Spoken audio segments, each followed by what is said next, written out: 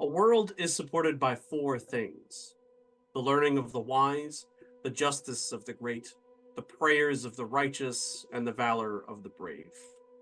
But all of these things are as nothing without a ruler who knows the art of ruling. Frank Herbert.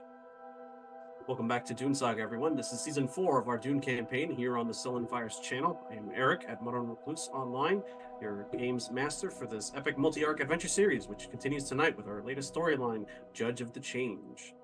A warm welcome and salutation to new and old viewers alike to the Stolen Fires channel here on Twitch, where there's always an awesome TTRPG live play to look forward to. Just as a content warning, this program does feature adult situations and language that may not be suitable for all ages, so viewer discretion is advised. In the announcements at the top of our show, we want to bring special attention to the events unfolding right now still in Gaza. Leading the effort online is the U.S. Campaign for Palestinian Rights, or USCPR. Head on over to uscpr.org and push for what we can for a permanent ceasefire and the airdropping of supplies wherever possible. Again, that's uscpr.org for the U.S. Campaign for Palestinian Rights. Music attribution shoutouts go to Pixabay, Scott Buckley, Coag Music, Tabletop Audio, Repulsive Sound, and Blue Moon. You can find more awesome ambient sounds and tunes over at secretpress.bandcamp.com, scottbuckley.com.au, and pixabay.com/music. Many thanks to Modifius Entertainment for making awesome games like Dune Adventures in the Imperium for us to play, and we want to thank Roll20 for the use of their virtual tabletop, perfect for hosting games just like this one. And as always, we want to give a big shout out to our viewers and fans for tuning in. Our house entourage is here and ready to engage in the deadliest of intrigues. Agents of the Imperium, tell our audience who you are, where they can find you online, and who you will be playing this evening.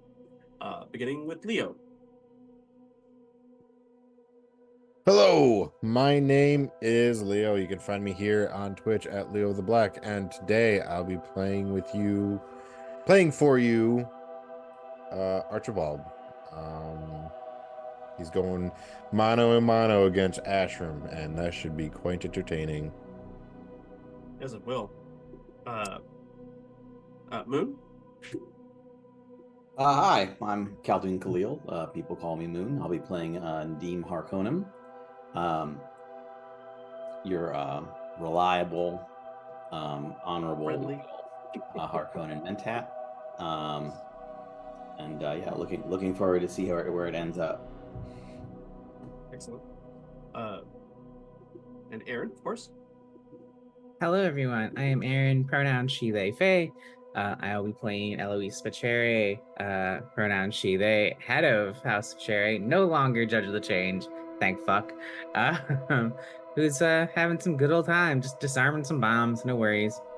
Yeah, nothing bad will happen ever. And of course, last but not least, Rachel. Hello, I'm Rachel. I am Stolen Fires, including here, also on Blue Sky. I went back to Twitter just to promo this. Abuse the Dune hashtag. And I play Lady Daphne Cheshire, who is in a pickle. It'll be fun. And then I've also been doing Beatrice on the side while the story's in Kaitain. Excellent. And we should be receiving a Ever in the coming minutes or so. So we'll await their arrival. In the meantime, could we have a recap from the last session, if you don't mind, Aaron? I do not mind at all.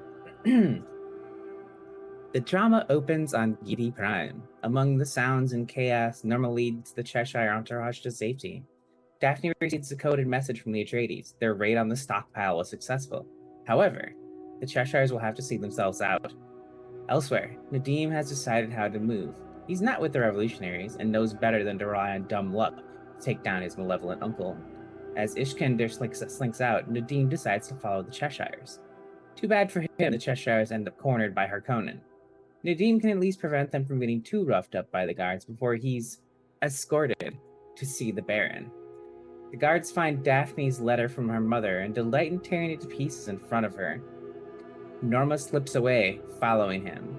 As a last-ditch effort, Daphne contacts Harishka and manages to signal for help. Elsewhere, Nadim is brought to where the Baron sits, along with Fade, Glossu, and Ishkender. Ishkender in particular greets Nadim effusively, begging him to vouch that they had nothing to do with tonight. Fade is unbothered despite Glossu's paranoia and Iskender's fear. Peter de Vries brings forth one of the dead revolutionaries, exposing the body. It has the mark of the Kinseki Syndicate beneath his cheekbones, the same who attacked the summit in Carthag, and the one in which Nadim has some measure of leadership. Nadim doesn't bother trying to lie. He knows who these killers are. But how did they get Harkonnen livery and access to the palace? The Atreides are not so devious. Well, obviously not if the attempt failed. Iskandar tries to spin a tale and deny responsibility. As Nadim tries to defend himself, Glosser screams out, "Vasily!" Fade, however, calms him. This nephew seems to know quite a lot about what Nadim has been up to on Arrakis. Raban reacts by gently wrapping his fingers around Iskandar's throat, as Iskandar pleads for his life. But then a voice cuts through. The Baron himself says, "Enough, Raban," as he floats down from the ceiling on his suspensors. He says to never trust a traitor, then gently pricks Iskandar's neck. Iskandar dies, pleading for his life. The Baron then addresses Nadim, speaking of his work on Arrakis. He had better not fail. As Nadim takes his leave, he overhears Peter saying they should have killed them both. From her hiding spot, Norma sees all this happen. She deftly steals a lasgun from one of the guards. Elsewhere, Daphne hears vague whispers from one of the guards shoots his comrades. 3 shadows come up behind, draped in all black. One of the commanders commands the soldier to kill himself, an order immediately obeyed. The Bene Gesserit are here to extract Daphne, though she refuses to leave without Varys. They both give them robes to disguise themselves and take them to the Bene Gesserit ship. Daphne quickly sends Norma a communet message. But Norma is busy. She confronts the Baron, lasgun in hand, baiting him into overconfidence. At first she bluffs, putting on the Conquis act. She accuses of killing someone she cared about. Well, of course he killed someone. She hears him mumble something in order to kill her, but Norma has Prana Bindu and easily ducks the bullets fired at her. Vladimir and Fade raise their weapons, but Norma uses her voice to command them to drop the weapons. She then fires her own weapon, but the Baron's suspensors and shields fail, and he falls. But now Glassy, Fade, and Peter make their moves. Norma ducks behind a column, but her chances for survival are low, especially as the Hunter Seekers begin emerging from the wall panels. Again, she uses the voice to command Fade to turn on a shield, but he manages to throw off her suggestion as guards stream into the room and end Mother Norma forever. And now, Kaitane. The Landsrat is abuzz with Duke Leto's arrival and rumors of what sort of bill he might bring before them. Accompanying him are Dr. Kynes and General Archibald, along with Lady Eloise Pacere, her consort Mira, and her own entourage.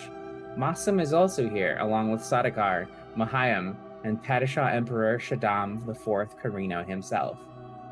The first order of business for Lady Eloise to deliver her report on the resolved violence in Odin I-3. She's pleased to announce success, though the Emperor offers us congratulations only reservedly. Her house is now considered dependable. Now it's General Archibald's turn to speak. He speaks of the wrongs done to the innocents of Tupile and an imminent threat coming from that sector. The thinking machines are on their way back. He also speaks of Allfather and his forces, providing hollow images of the cyborgs, including Echo. He ends his speech with a plea for help for the Landsrat to work together to confront this threat. He succeeds, at least convincing the Landsrat to support an investigation. Everything else, however, will require a bit more time. Mossam and especially Anessa seem quite pleased with this turn of events. Duke Leto congratulates him. But now it's time for the Duke to speak. He lists the various crimes of Emperor Shaddam, including violations of Conley. He invokes various planets who suffer due to his maneuvers, and then exposes the illegal stockpile of spice, his cheating of Chom, and even accuses him of colluding in the murder of Bene Gesserit. Dr. Kynes gives her own testimony, including the secret Harkonnen-Sadakar alliance, and otherwise supporting every accusation Duke Leto levels at the Emperor. Lastly, he accused the Emperor of a grave and almost unthinkable crime, of sending Sadakar and Harkonnen livery to attack his house on Arrakis. The Duke then lifts his document of over 100 Landsrat houses ready to sanction Shaddam, remove him from power, and select a new imperial house.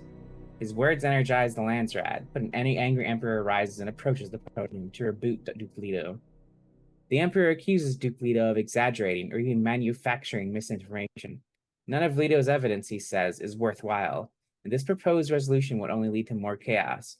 Furthermore, he accuses Duke Leto of supering the Judge of Change for his own purposes and orders his bailiff to remove the Duke. The Duke, wanting to avoid bloodshed, has his soldiers stand down. Not even Kynes and Mossam can convince the Emperor to stand down, and he strips Dr. Kynes of her own title as Judge of the Change. The voting begins as Mossam publicly announces his father. Mohayim suddenly commands him using the voice to stay silent, but she can't stop him from calling her a puppet using sign language. Around this time, Dr. Wellington Yue and Beatrice make their disturbing discovery. His calm conditioning washes away in the face of death as he reaches for the communet. But the comms don't reach down here, a security measure. Beatrice and Yue bolt for the assembly hall, Echo in a fireman's carry around Beatrice. They arrive just as Leto is put in handcuffs. Echo's implants are on full display, shocking the witnesses here. Both of them call out that there are bombs in the cadavers, and the assembly must evacuate now. Panic ensues, and all the nobles begin fleeing, just as hissing and green smoke begins emerging from the canister Echo. It moves less like gas and more like a swarm of bees. The Emperor carefully studies these events, as Beatrice and Yue hold their breath to avoid infection. Beatrice tries to helpfully interrupt Shaddam's accusations of this being a clue so he won't breathe nanites in, but Mohayim forces her with a voice to stop. Violence unfolds. Eloise warns her allies it's time to leave the planet entirely before she and Amira head to the nearest transport off. Or she would, if the Sardaukar weren't blocking all the exits. Mossam quickly distributes filter masks as Anessa tosses a spare to Archibald. Yue tries to put on his own mask, but the Sardaukar kicks his bag away. Leto tries to avoid the violence by surrendering, but the Emperor isn't having it. Everyone here is being detained. Some of the Sardaukar go for Mossam, who tries to escape but can't quite get past Captain Ramshan, and he's getting dragged into the secret escape tunnel with his father. Other Sardaukar join the battle with Kynes from an escort, while a separate contingent tries to capture Lady Eloise. But Amira refuses to let this happen. Beatrice dies for Echo and dismantles the device attached to him. It's tricky, but she managed to disable both of the bombs. There's still the gas that's already escaped, but nothing else is going to explode. Maybe. Eloise sends Amir off planet, giving her the nuke codes, while Eloise herself heads to the bombs in the medical ward. If Eloise can't disarm the bombs, Amir is instructed to nuke the whole planet. Archibald decides he's going to rescue Mossam as Shaddam and Mohayim otherwise disappear. He directs his Varangian guard to try and capture the Emperor. Ramshan intercepts Archibald. At least Mossam is free now. The general and captain of the Sardaukar face off, with Archibald just barely able to hold his own. He targets the Emperor, taking out his shield, but Mohayim uses her voice again to compel the Varangian to leave, while Shaddam continues fleeing. Mossam supports Archibald by stabbing again at Ramshan. His training with Halak has proven worthy as he stabs through the shield. Eloise continues running towards the bombs, but Sardaukar intercept her, or try to. She manages to avoid them and makes it to the medical wing. She immediately gets to work, disarming the bombs, guided by her prescience, but some of them seem to be warming up.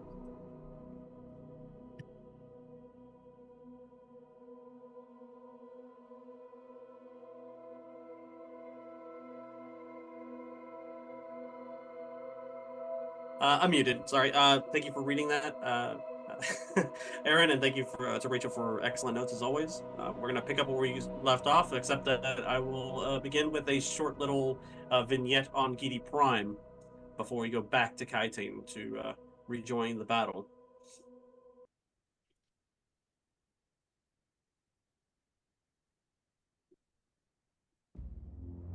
The door is open with a hiss. Light from the overhead surgery glow globes spill into an adjacent chamber, revealing two Harkonnen brothers sitting in the dark. Raban stands, seeing the worry on the surgeon's face when removing his mask. Fade studies his body language. How long? Raban asks. The doctor's gaze shrinks when rising to meet those of the beasts. What?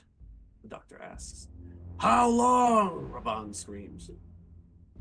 What my idiot brother is trying to ask is, how long until the Baron is ready to return to his duties? Something tells me you have bad news to deliver, Fade says. The doctor looks down. Baron, forgive me, my lords. The Baron has succumbed to his wounds. Raban screams, causing the doctor to jolt and cover his ears. As his brother proceeded to overturn tables and put fists through walls, Fade strode close to the doctor and whispered, "Who else knows?" Nervous, the doctor merely pointed to the open doors leading into his operating room. "Just us, Fade," said a voice from the corner of the room. All three men turned to face Piter de Vries. Us and the four honor guards in the adjacent room who carried him in, that is. Raban turns to face the Mentat. "Why have we not yet punished the Sisterhood for this?" Piter responds, "From the looks of it, this was the work of one Bene Gesserit, a lone Reverend Mother. But don't worry, Raban. We will have a retaliation against their order soon enough. When your forces take the palace in Arakeen, bring me Duke Leto's consort, Jessica. The Sisterhood may have been promised that no harm would come to her and her son, but that was a deal that was made and died with the Baron." Fade looks to him. "Another question for you, Mentat. With Iskandar's betrayal out of the way, what do we do about Nadim?" Piter smiles. "Oh, don't you worry. I've taken care of that." Raban spins around. "What about the ones who know about the Baron?" Fade's eyes wordlessly communicate with his sibling. Wiping away tears, Raban inhales deeply and stomps into the next chamber. Over the resulting screams, Piter places an arm around the nervous surgeon's shoulders and walks him back into the operating room. "And no one else needs to know. Right, Doctor?" Piter asks. The door's surgery closed with a hiss and shudder as the locking mechanism is triggered. Fade ponders the situation in the dark as the screaming stops and the door slides open. Raban's silhouette stands heaving at the door frame amidst garish red lighting. "What do we do now?" Raban asks. "Now?" Fade responds. "Now we are House Harkonnen." And now the camera will shift to Kaitine. The action continues as our intrepid group tries to disable these bombs that are almost assuredly going to destroy the Landsrat and everyone within its halls. Oh, 100%. I have a quick clarification question Sure. from the recap. Did the Emperor get infected with nanites because he was being a stubborn cunt bag? Unknown. Bag. Okay. That's also another reason why I was so Okay. about getting to him. Just the wheels are spinning. Don't mind me. Yeah. All right. So, if you recall, everyone who has taken a turn in action for that round will have a little red dot next to their token. Obviously, that excludes characters who have direct as a talent can still use those or command an ally to perform an action, even though they've already gone. For those of you who have that talent, but we'll go right along where we were before. Everyone is allowed, just as a refresher, 2 tries to disable those bombs. After those 2 tries have expired, they're done. In which case, somebody else needs to step in and put to their skills to task. And remember, if you get 16, 17, 18, 19, or 20 as the result of your roll, that is a complication. And when the complications reach 10, the bombs go off. How many complications are we at right now? We're doing well. 0.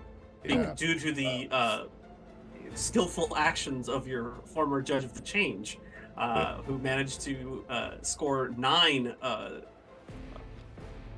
explosive disarm, with Beatrice Brown being the first to disarm Echo's explosive device. So we'll continue with the allies here. Which one of you would like to go next? Obviously, everybody has a choice if they want to run an NPC, or otherwise you can continue with the ones that you were playing before. I mean, speaking of bombs, Beatrice would like to run to the medical wing and disable as many as she can. Sure. Let's see. Beatrice is here, so yeah, she can move into the adjoining zone where the assembly rows are located.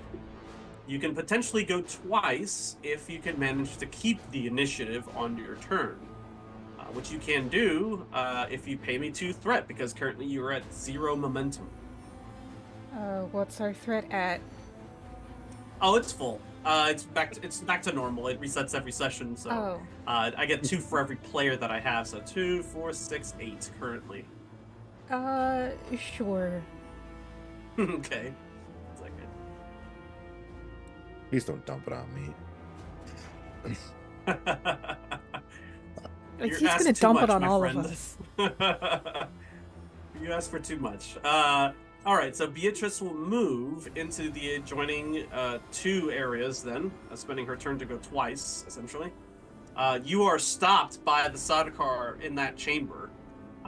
At this point, you would have to make a move difficulty 3 to effectively slip past them, even in the midst of all this chaos. They are currently being shot at by Inessa, who is in the assembly rows firing down the hallways at them. So we'll put a dot on okay. Beatrice. Could she get a bonus for Anessa putting covering fire? Oh, she doesn't have to do anything just yet. So she doesn't have to roll anything currently. It's once she tries to move that suppressed trait will come into play, and the difficulty will be reduced to like 2. Yeah. Okay. So Beatrice would like to put her hands up like, I'm a medic! I'm a medic! Yeah, they're not worried about you so much as like, you know, the people shooting at them right now, but they're trying to keep everybody out of this area, so they'll only become active against you once you try to move. Right. Let's see. So you went, now it's time for one of my guys to go. I'm going to say that these 2 Sardaukar on the assembly floor need to get busy against the Fedaykin and House Atreides guards. One of them is going to try to make a capture attack on Leto. So let's see if I can pull up his stats here.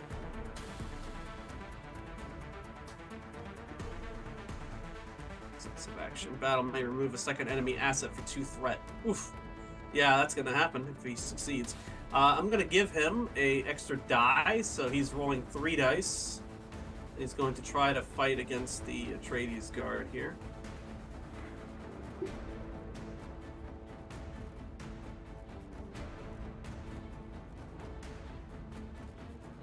Okay. I mean, he'll go try to capture Leto first and see they were already busy. Let's roll 3. Duty. Of course, he's got expertise. That's 5 successes. Oh, that's gross. Oh, that's so gross. Very gross. He's not that good of a fighter. He's all right, but like, I don't think he can get out of that one. He's got a personal shield, which is good. That gives him a +3. He's gonna roll battle, and I'll be nice, and he'll roll 3 dice. This is justice.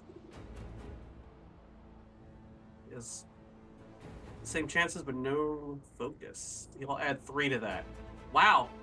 Duke Leto gets 3 successes +3 from his shield, negating the Sardaukar attack by just narrowly getting out of the way. You see just a group of these Sardaukars swarm over him, and he uses the shield to great effect. Instead of waiting for them to attack and slip the slow blade through the shield, he rushes them, and he uses the momentum, pardon the pun, the momentum of his charge to make it so that he literally bounces right off of them, and vice versa, and they go flying in different directions, like, and they're he's mixing it up with the Sardaukar.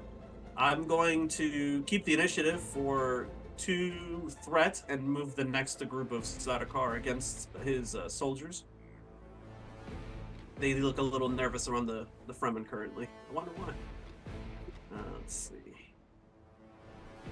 So it's gonna go here, and they're gonna roll. Same thing as before.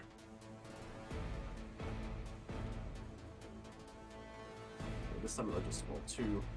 I don't want to give up my threat just yet. Oh, Jesus Christ.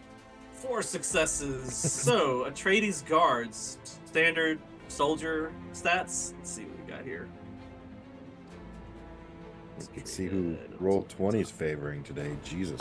Yeah, seriously, right? Okay, we're gonna roll. Blades duty. Yes. They're gonna roll 2 as well.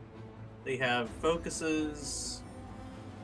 They of course have a shield. That's a failure and a complication. Okay. So that's no bueno, as they say. Yeah, you see the Sardaukar, the Atreides guards give them a good fight, but not good enough. And even with the Fedaykin at their side, like the Atreides guards, the bodyguards of Duke Leto are immediately dispatched on the floor, on the assembly floor. And now, after having kept the initiative, it's one of you to get opportunity to get to go. Who would like to go first? Or who would like to go next, rather? With those of you who are left, we have Archibald and Amira, potentially. Yeah, I could. Oh, go ahead. You can go. It's fine. What? Well, I mean, I'm not there technically. I think I'm on my way to nuke them all, so I don't really know how that should play out, right? I was given orders to like basically drop a bomb on top of them, so you know. Okay. Yeah. Ellis gave you the. Maybe the I should be more of a codes. timer. I don't. Well, Ellis did give you the codes for the atomics. This is obviously because she was afraid that she might not survive this, so she gave you an order to basically leave. Of course, you know this. You're her consort, so Amira is nothing if not extremely hard-headed. So you can defer to what she wants you to do, or for love, charge the Sardaukar and provide an avenue for these people to reach the medical bay and try to disable the bombs. It's up to you, though. Okay. Oh.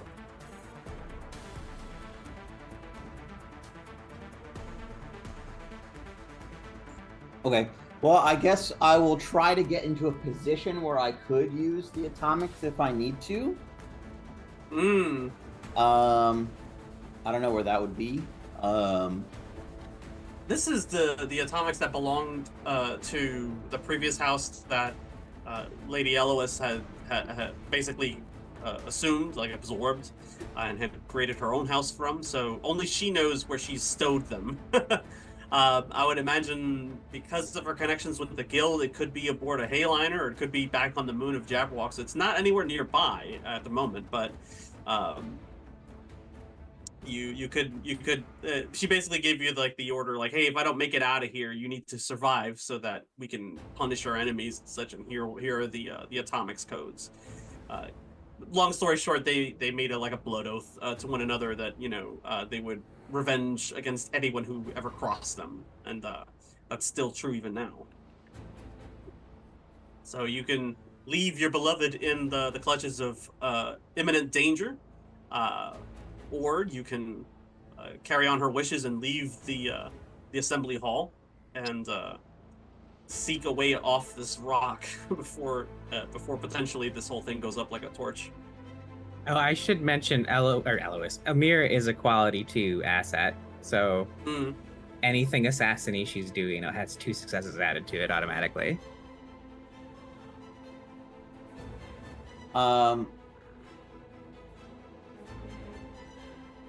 Yeah, well, the way I see it, there's 2 possible outcomes, right? Either everybody becomes like a robot person, or they succeed and Eloise will probably be in the clutches of the Emperor. Correct. Right. Yeah. So what I need is nuclear weapons to either blow up the robot people or blackmail the Emperor into giving Eloise back to me. Those are basically the way I see it. Yeah, that's a pretty accurate play right. assessment. You can you can try to assist her and deny her in this being in this position, because the longer she stays there while these bombs are ticking down, the closer to midnight you get. If you leave, it just matters how they succeed or not, and then from there you can use the atomics to nuke from orbit, or like you said, threaten the Emperor to hand over the captives. Correct. Right. So I need to basically get out of here to get to the nukes, and then figure out how to basically position them correctly for blackmail. Correct. Because just looking at my drive statements, I think that's the thing to do. Okay. So you're afforded a move however you want. You go to any of the adjacent zones. If you wanted to keep the initiative, you can, of course, at this point in time, you can give me threat, which will allow 2 in particular, so that you can go again, essentially, such as Beatrice did. No, I don't want to increase the threat, so I'm just going to try to, as stealthily as possible, get out of here, get off planet, whatever, I don't know the limit of my movement is, but that's man. No, that's a good idea, actually. In this game, movement can be focused in on to be considered a bold movement or a subtle movement. If you're moving stealthily, that could be construed as a subtle movement. But when you do that, if you succeed at a move 2 difficulty or higher, you are not only able to move into an adjacent zone, you're also able to move an ally for free, essentially, even if they've already gone. You can just it's kind of like a moving pieces on a chessboard, so to speak. Okay. If you were to do so. So yeah, go ahead and make a move difficulty 2 roll if you can. If you fail, you just move. But... All right. Okay, I'm gonna do duty. I have focus and stealth.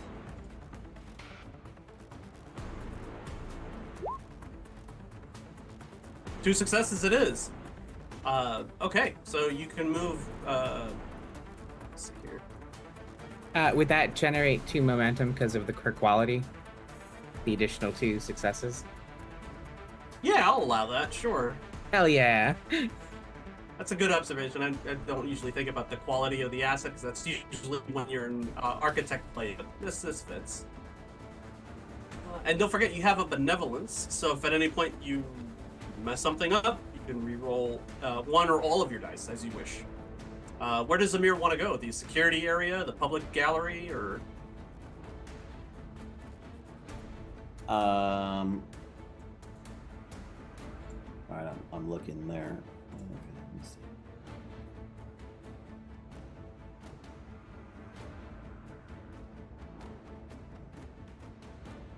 see.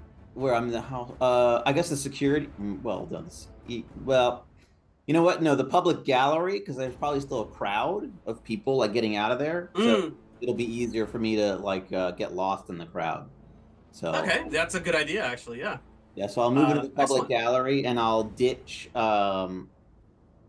any like clothing or markings that would point me out, and try to mix in with the crowd and just be screaming rabble getting out of there. Excellent. Which of your allies did you want to move? Who can I move? Whoever you like. They're all considered your allies, with the exception of the obvious ones like the Sardaukar and the Emperor and his ilk. Do I give them a move, or do I just move them? Yeah, you essentially give them an opportunity to move to an adjacent zone if they wish to. I mean, I'll give Eloise a move, but I don't know if they need one. So. Eloise doesn't. Oh, go ahead. I say Eloise is where she needs to be. So. Does anybody else need to move? Beatrice. She's right next to the medical bay. Yeah, Beatrice. I already moved. I moved this turn twice. Yes, but that's the benefit of moving subtly, is that you can allow an ally to immediately. All right, then I'll give Beatrice a move if they want one. Excellent. Thank you. Beatrice want. Thank you. Excellent. Well done. Now it is. Let me mark her as having gone, and let's see. Moving right along with the rest of the group here, we have one Sadakar that hasn't gone yet. In that chamber, they're gonna try to move up here, and they will keep the initiative. They're gonna try to capture or kill Inessa. Let's see. All right, and that's a sheet, don't I? I do. I believe you do. So You I have it accessible. I'm going to spend one momentum to threat. Give them an extra die. They get one because their commander's still alive. So they're rolling 2 + 1. Not for long. Let's see. They're going to try to capture. Okay. Duty. Marine. Yes. 3 successes. So now Inessa needs to defend appropriately.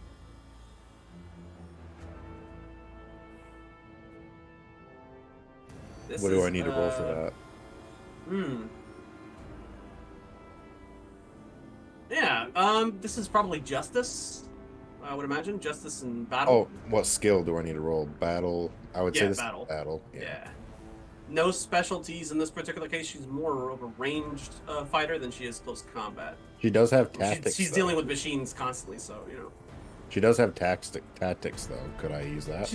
She does. Sure. If she could potentially use that. Go ahead.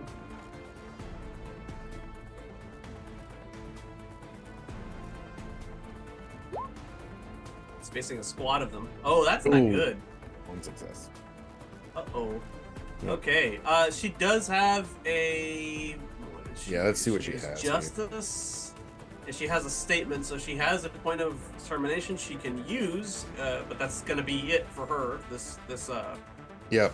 This session until she gets another one. Yeah, definitely. We're gonna have to use that. The sins of our father should not be ours to cross the bear. Yep. Okay. That so works. that turns a 15 into a 1, which gives her 3 defense, which enables her to deflect the oncoming barrage of Sardaukar. She's standing in the assembly rows, and there are just Sardaukar like floating above her, like using 0G to like try to do some death from above shit, and she's just kind of like rolling out of the way and like using her shield offensively and trying to get a distance back so she can blast them with her Mauler rifle. Slow stunners that can go penetrate the shields. Okay. My turn now, is yeah, that's your turn. So what I'm gonna do is obviously me and is it Ashran? Is that his name? Aramsham. Aramshan, thank you. Me and him are kind of going at it right now, so I'm definitely going to attack him. I'm also going to use to fight someone is to know them. When you select a talent, choose a skill. When you win a conflict using chosen skill, you gain 2 bonus momentum, which you may use to obtain information or to create a trait. Nice. Okay, excellent. That's a really good one to have. Yeah. Let me set up the difficulty for you. He does have a personal shield, obviously. So whatever he rolls, just add 1 to it, and that's what you have to meet to defeat him. Okay. He's going to roll duty. He is absolutely going to include a 3rd die, so I'm going to use a point of threat for that purpose. He's going to roll. Of course, he has a specialty in this kind of combat. You need 4 successes. Okay. He has a complication though. I'm Yeah, gonna buy that off of him for 2 momentum, so that's a total of 3. So go ahead and give yourself a point of advancement. Oh, sweet. I will. All right. First, before I forget. Yeah, you gotta beat a. Well, in this case, you actually have to beat a 5 because it's 4 plus his personal shield. Epic roll is what you're looking at here to potentially breach the commander's defenses and actually hurt him. Okay, so battle, right? Yes. Battle. This is going to be.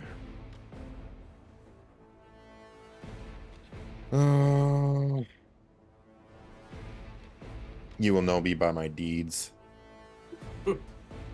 This will get you some notoriety, certainly, if you succeed. Is it always going to be 2 for how many dice? What's that? Is it always going to be 2 for how many dice? No, you can increase that as you want, but you have to pay me threat if you want extra right now. How much threat to increase the dice? For 1 threat, you get 1 extra die. So you would. Oh, actually, you have 2 momentum currently, so you can spend 1 of them to get the initial die. But to get the second one, you'd need an additional 2 points. So you'd have to spend the second momentum and then pay me another threat. Okay, so if I give you 1, I get 3 dice, correct? Correct. Okay. Do you feel lucky? The difficulty is always capped at 5, so just disregard what I said before. Nothing goes beyond 5, so if you go... Yeah, you need a 5 to basically hit this guy. Okay. 5 or more. Roll really well for him. You know, I'm gonna do it. I'm gonna take that momentum and get 4 die. Okay.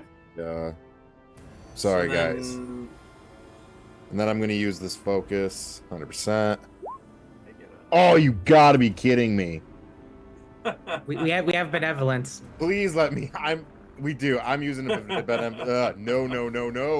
Benny's That was terrible. away. You could re-roll some or all of that as you wish. Can I roll 3?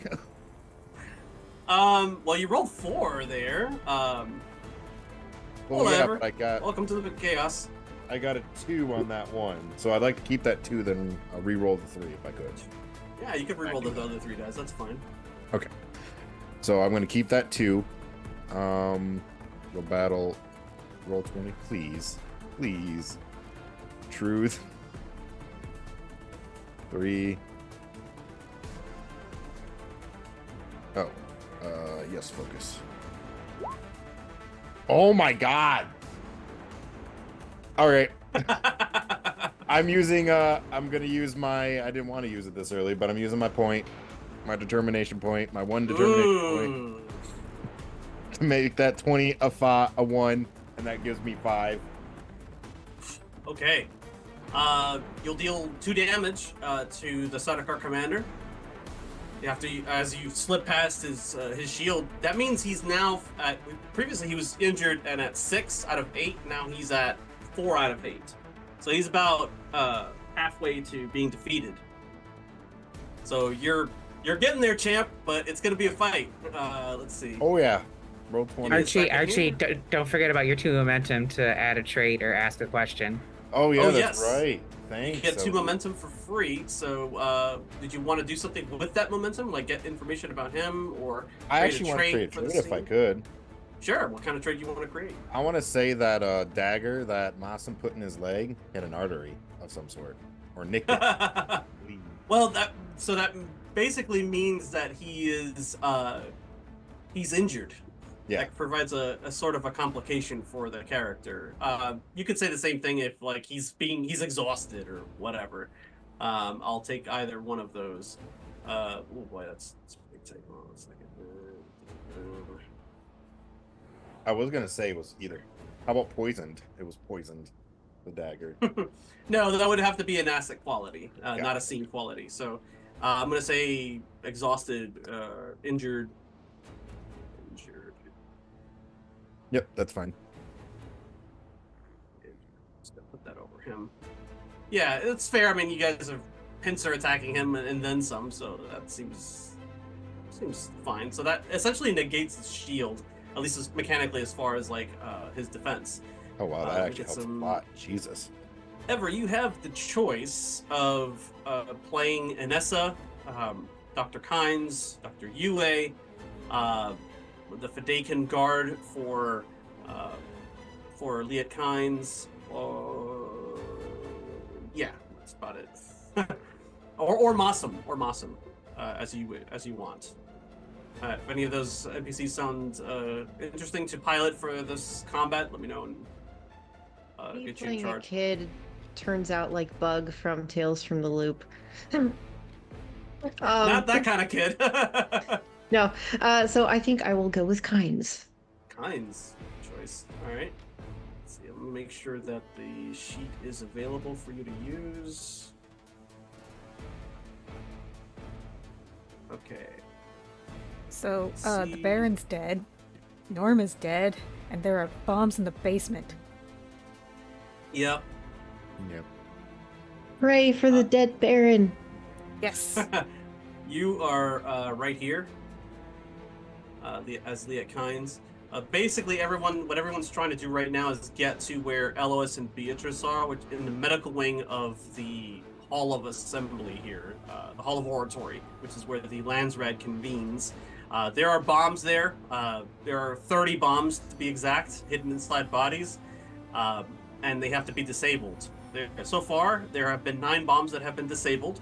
Everyone gets 2 tries, but if you roll a 16, 17, 18, 19, or 20, that creates a complication, which goes into a ticking time clock of sorts. When you reach 10 complications in total, the bombs go boom, and everyone caught inside gets incinerated. No pressure. So, Archibald just went. I have no other bad guys to move at the current moment, so it's going to go to Leto, Kynes, Inessa, and the Fidaykin. They can act as, and Yue. They can act as they will. Which one of you would like to go next? I think Kynes should go. Yeah. What would Kynes like to do in this particular situation? Nope, no pressure, no pressure. None at all. It's not like our lives are on the line. There is a Sedekar, like, right in front of you. Just want to tell you. Sounds like a good plan. I think I will go after the Sardaukar. Excellent. You have That's a more benevolence accurate, now. more accurate. Thank you, Betty. Let's Okay, see. so What does you- Kynes have here? You Kynes have is a not- Chris knife. And as an Imperial Judge of the Change, you are afforded things like a personal shield. Anything that you don't have on your character sheet, you can just kind of create for the scene if you want to, at the expenditure of 2 threat or 2 momentum, as you would.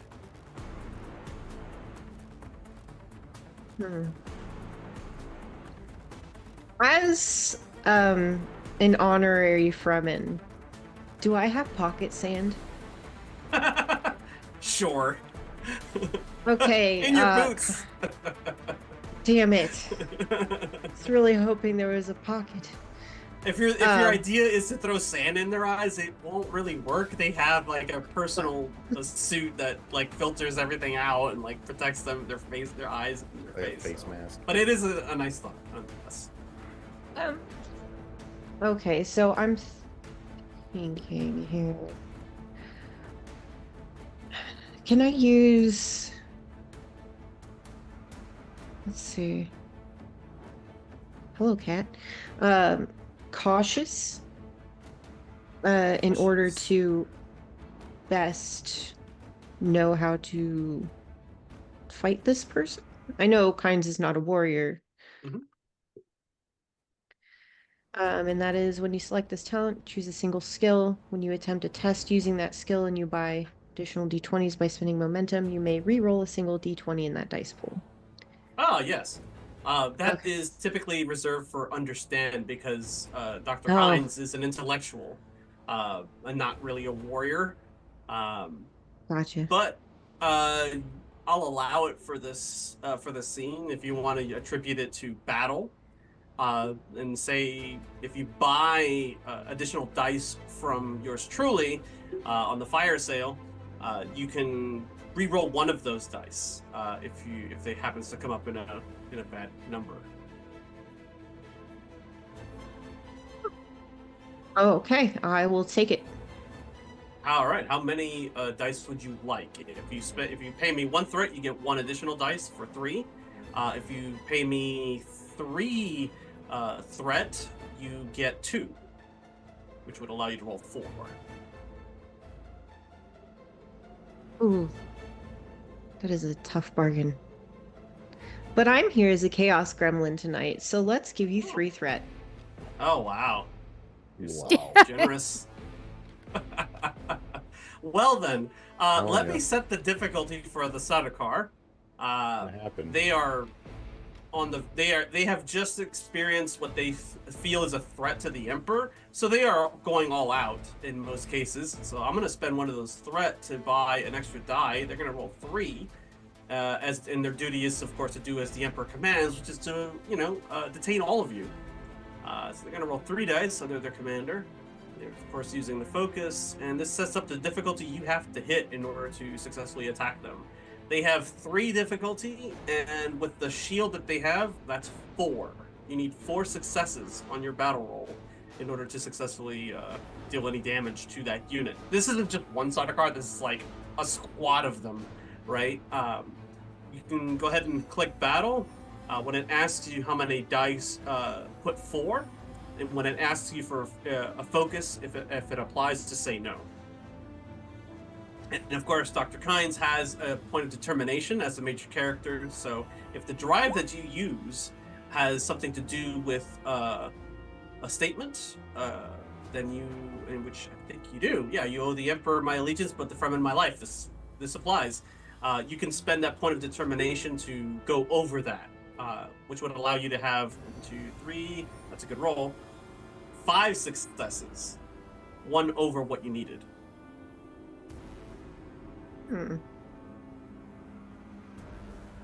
Well, it's early in the night, so I think I'll hold off on the determination. Okay. You've got that reroll though. You do have a reroll. Yeah, you could reroll that 12. You get 11 or less, you get another success. No. Oh. Almost a complication. All right, so you break out the your Chris knife and you join the battle as these guys the Sadakar are pushing to try to swarm over Inessa. But these guys are much too well trained for your prowess to be able to breach. You're on their territory right now. That was a good try though. With that, it goes to the rest of the NPCs. So I'm just gonna say, Leto and the Fedaykin engage the Sadakar on their side of the assembly floor. I think the Fedaykin will go first.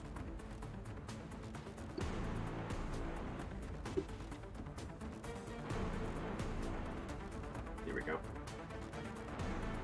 So many character sheets. Bold. Okay, you can select a single skill, buy the 2020s. Chris Knife Master, you get a free momentum if you succeed. Resilience. Okay.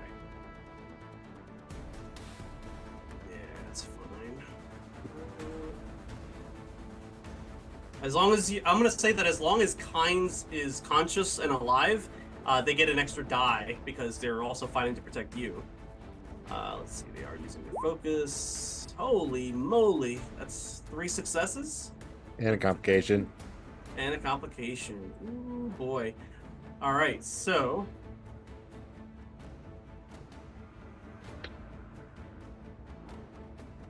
set up the difficulty here.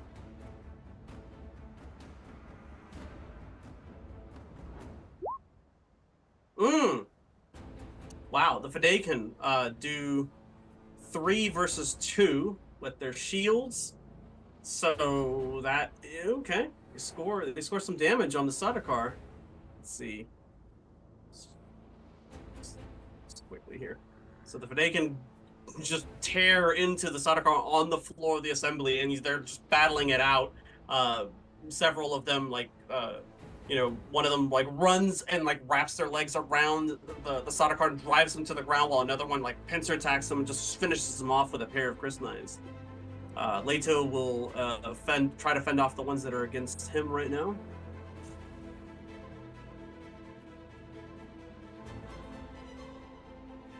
Three dice. No focuses. Ooh, 2 successes. Not likely. Yeah, well, the Sadakar rolled like crap too, so.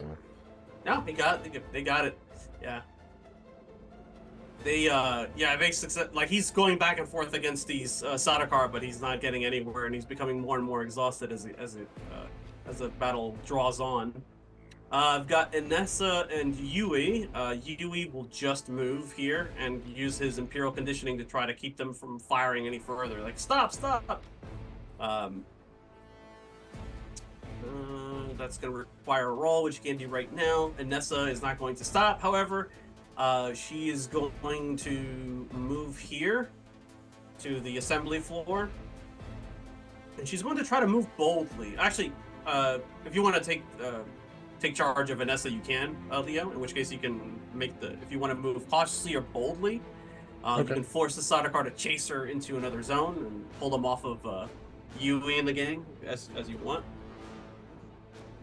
If it's a strategy you want to endorse. Yeah, I guess that would definitely actually be a good idea because she's better from long range. She's gonna move and she's gonna move boldly so that way she can keep the turn. Okay. And then which is a move roll. Yeah, I just need move difficulty 2.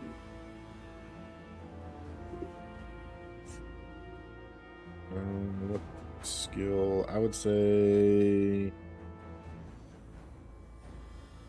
justice.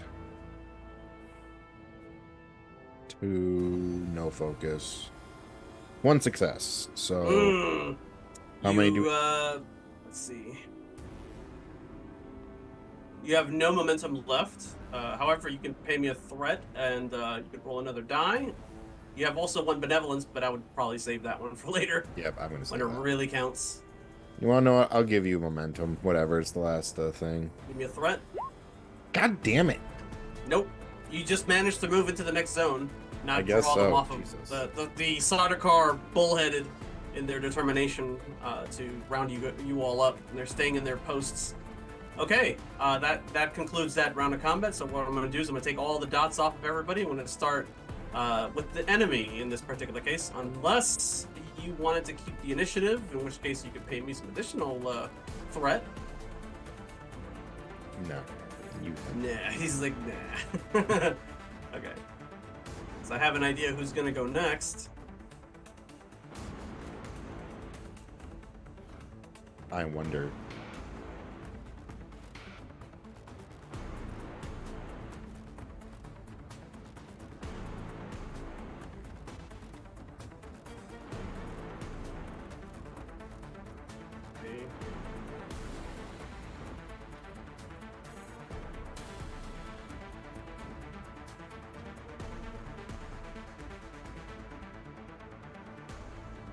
Okay, so starting off at the very top of the round, I think I forgot to move that Sidecar, but that's fine. I'm going to go ahead and move Shaddam down here.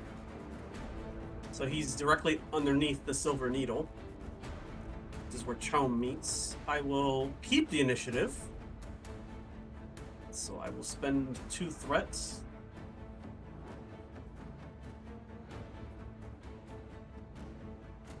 Mohayam will join him. Or try to play catch up anyway. I forgot a Ramsham. Here we go. Okay. And now it is back. The ball is back in your court, so to speak. Who would like to go next among you? I can do the thing. In the med bay, like bodies are like starting to burn up and stuff. Like, oh shit, I gotta disable bombs. This room's gonna catch fire soon. Shit. Yeah, I can start doing the thing again. You've disabled twice now, correct? Yes. So I'll allow you to do this. I'll allow you to assist Beatrice in disabling bombs. Okay. If that's any consolation, because there's only a maximum of like 2 per character. So Beatrice, go ahead and roll your understand, and of course, the more successes you get, the more bombs you're able to dismantle. And of course, Eloise can roll her own understand, just 1 die this time. Okay. Roll 20. Yeah. Did you want to purchase any additional dice from me, Rachel? Oh god. Okay. We don't have any momentum left. You do not. So this would be threat. Yep. Actually, don't we have 2 momentum because of my ability? Yeah, You used spent it. Yeah, you're right. Okay, never mind. Alright, I'll give you 1 threat for 3 dice. You got it. Good luck. I'm gonna spend a determination point on that awful 20 to give you 2. Thank you. Okay, very well done. Oh, That's 5. Okay. Very well done. Very well played. Okay. oh so, wait. hmm, There's a 16 in there. where? That's a success for you, though. No, that's Yeah, it's a success. it is a success. If you roll a 16 and you fail, I should have said. That Okay. constitutes a yeah. But if you in I'll this take case it. you succeeded, so you're fine. I'll Yeah. take it. Hooray. Okay. So let's see. You're about at the halfway point. 16 out of 30 left. Your hands are burning as you're like trying to do the same thing you did with Echo, and you're like and like you have to like put on gloves, and like it's the gloves are like smoking after you're done with the set, and you're moving on to the next one. It is very chaotic, and it is extremely hot in this room. So what I'll do is I'll spend 2 threat and create that trait for the room, which makes it that much more difficult for you to do what you're trying to do. Let's see. Means you need at least 1 success in order to continue, and then everything else adds to the total. Burning hot. Okay.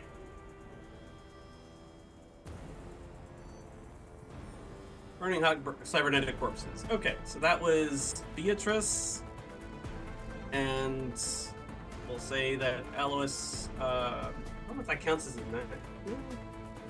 I'll say that that you could use your turn later to do something else if you wanted to run, since you're just assisting Beatrice in her role essentially.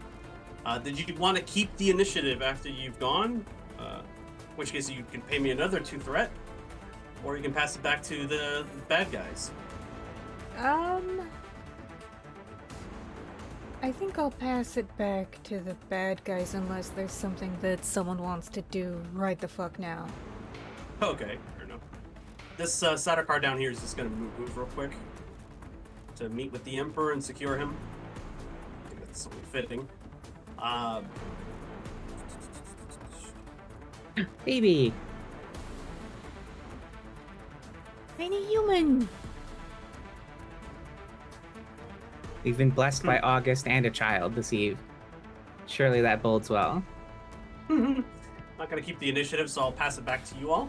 Who would like to go next?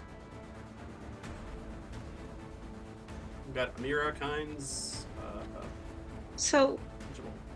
before I agree to go, so Kynes is very obviously not a warrior. However, Kynes has an ability called collaboration, and it's used with understand. Mhm. There's no focus in it, but like maybe trying to get a leg up on what the enemy's about to do and communicate that with the rest of everybody. Yeah, you can use different skills to create traits that can assist others when it's their turn to act.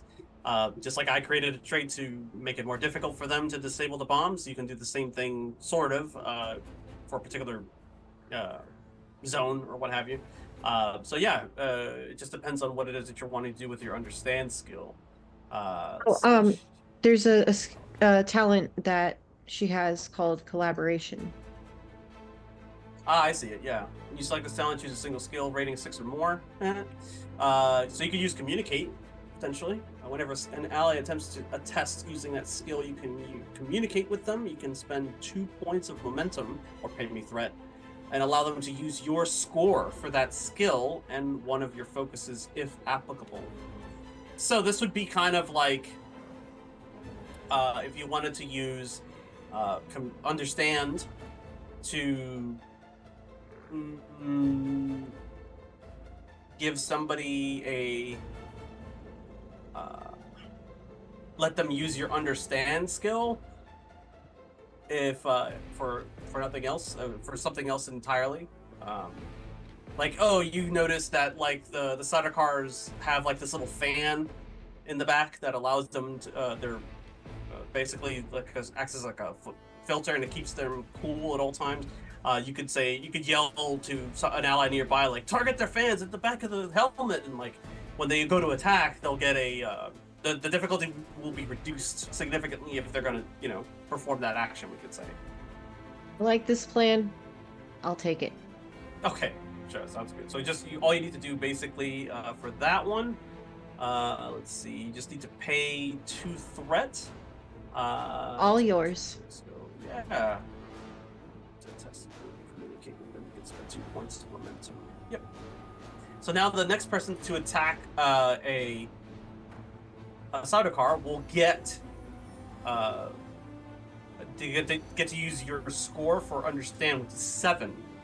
So Inessa or anybody else that's within shouting distance can do that. That's good. Okay. Sweet. Let's see. I get 2 threat. I couldn't figure out what else to do with kinds. That's fine. Okay. So, did you want to keep the initiative and have somebody else go, or did you want to pass it back to me? Whatever would happen naturally. Okay. So then it's back to me. I'm going to. You're yelling to everybody within earshot, like, target their filters, and you see the Sada card just turn to you as like everybody's kind of dispersing. They're chasing Anessa, but effectively they have to go through you now, and they intend to take you in, so they're going to try to roll and take you down. Oh dear. Go ahead and give me another battle roll. This time they just rolled the 2 dice. Not spending any threat on that just yet. They don't see you as that much of a threat, even with the Chris knife. You need you need 3 successes or more to defend yourself. Oh, okay. Oh boy. Boy, indeed. Oh no. God. Kinds is So- dead. Dead kinds. Dead. Do you have dead kinds. determination? Do you have determination? Yes, I do. I will determine this moment. Your duty makes sense for that, so yeah, you spend it. That would give you 3 successes. You barely managed to hold on. You've got like 3 Sardaukar, with poised with their blades at you, and they're coming in, and they're using like this triangulating tactic where they have 1 in front of you and 2 at your flanks, and they all like kind of charge in simultaneously, and you're having to like whip your blade around and like parry them and use your personal shield to like push them back. So yeah, you're completely surrounded by them, and they're, although you managed to keep them at bay for now. I think that's a good moment for Amira to come in from the other space. All right, let's do it. I guess I'm in the public, so that's where Kynes is actually my next step to get out of here. So if I can move into that room and basically ambush the Sardaukar long enough to give Kynes a chance to escape or go wherever they're going. Sure. You can move and attack if you can. I do one of 2 things: either move subtly and succeed at a move difficulty 2 roll, or pay me 2 threat to keep the initiative. Which would you like to do? Because my understanding is that Kynes is basically one of our allies because of our Fremen connections and all that. Correct. Right? Yeah. So Kynes needs to live, as far as I'm concerned. I mean, I need to live more, but Kynes needs to live as well. Sure. I'm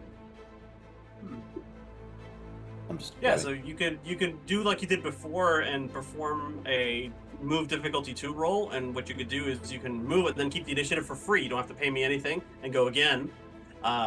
Or you can pay me the 2 threat and go twice, essentially, where you can move and then perform an attack with a bonus in this case because of Kynes' imperial knowledge on the Sardaukar. Yeah, I'll do that. You gonna pay me? All right. Paying I'll the pay piper. you. Very good. Is there any momentum? There is not. Okay, well, that's fine. Okay, so what am I making first? A move action? No, you don't. You just have to move your character down here, and then keeping the initiative, you can perform a battle roll. And in this particular case, you can decide whether you want the difficulty that the Sardaukar will establish for you to be one lower, or you get to roll an extra die. Which would you like? I'll go for the extra die. Good choice. Okay, let me set up the difficulty for you.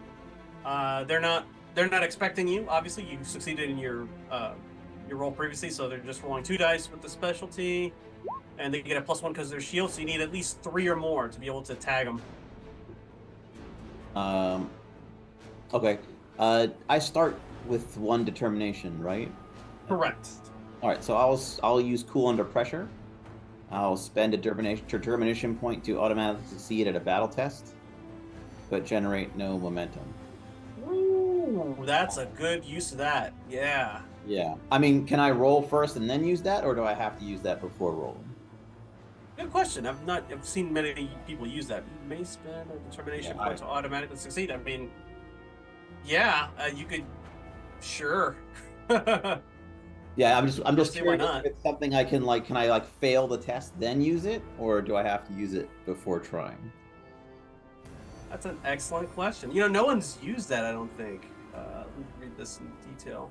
When you select this challenge, you choose single. When you attempt this test before rolling, you may. That's what it is. Okay. So I'll use that. Excellent. Yeah, that's a excellent idea. Okay, so describe how Amira takes out an entire squad of Sardaukar that are swarming all over the Akines. For the second time, I want to point out. For the second fucking time. Well, they're kind of focused on Kynes and slashing their blades at them or whatnot. So I will basically just sneak in and stab one right away, and when I engage the other two, I just do some flashy dancing, and when one strikes the other, I stab that one. Nice. I kind of imagine her sneaking up with 2 blades and with 2 of them standing together. She just drives the blades into the fans on the back of the thing, and you see blood splatter on the face shield. It worked. Well done.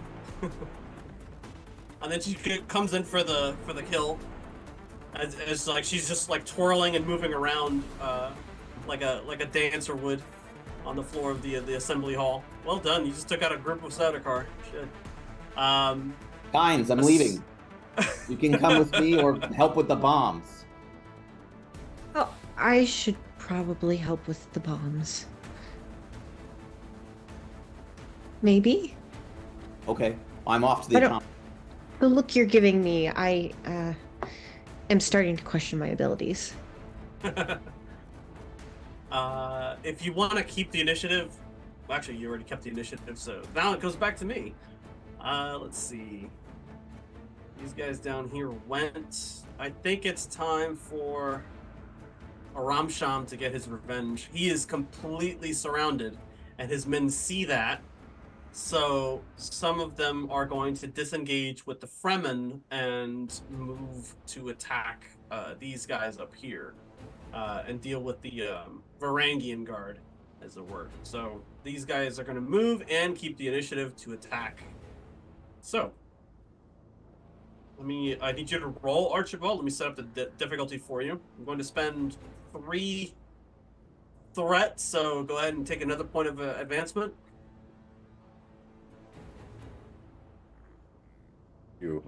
All the threat was going to be dumped on me at one point. I knew it. I've already gotten 2 advancement points from you guys. From you. Yeah, your Varangian Guard need to succeed at 4 successes, or they're going to start taking damage. Okay. Give me a minute. Yeah, got it. All right, that puts me at 8, but I am going to be able to level up faster than I thought. And the threat is flying off of this sheet right now. Varangian Guard. Okay. There's obviously going to be a battle. Mm-hmm.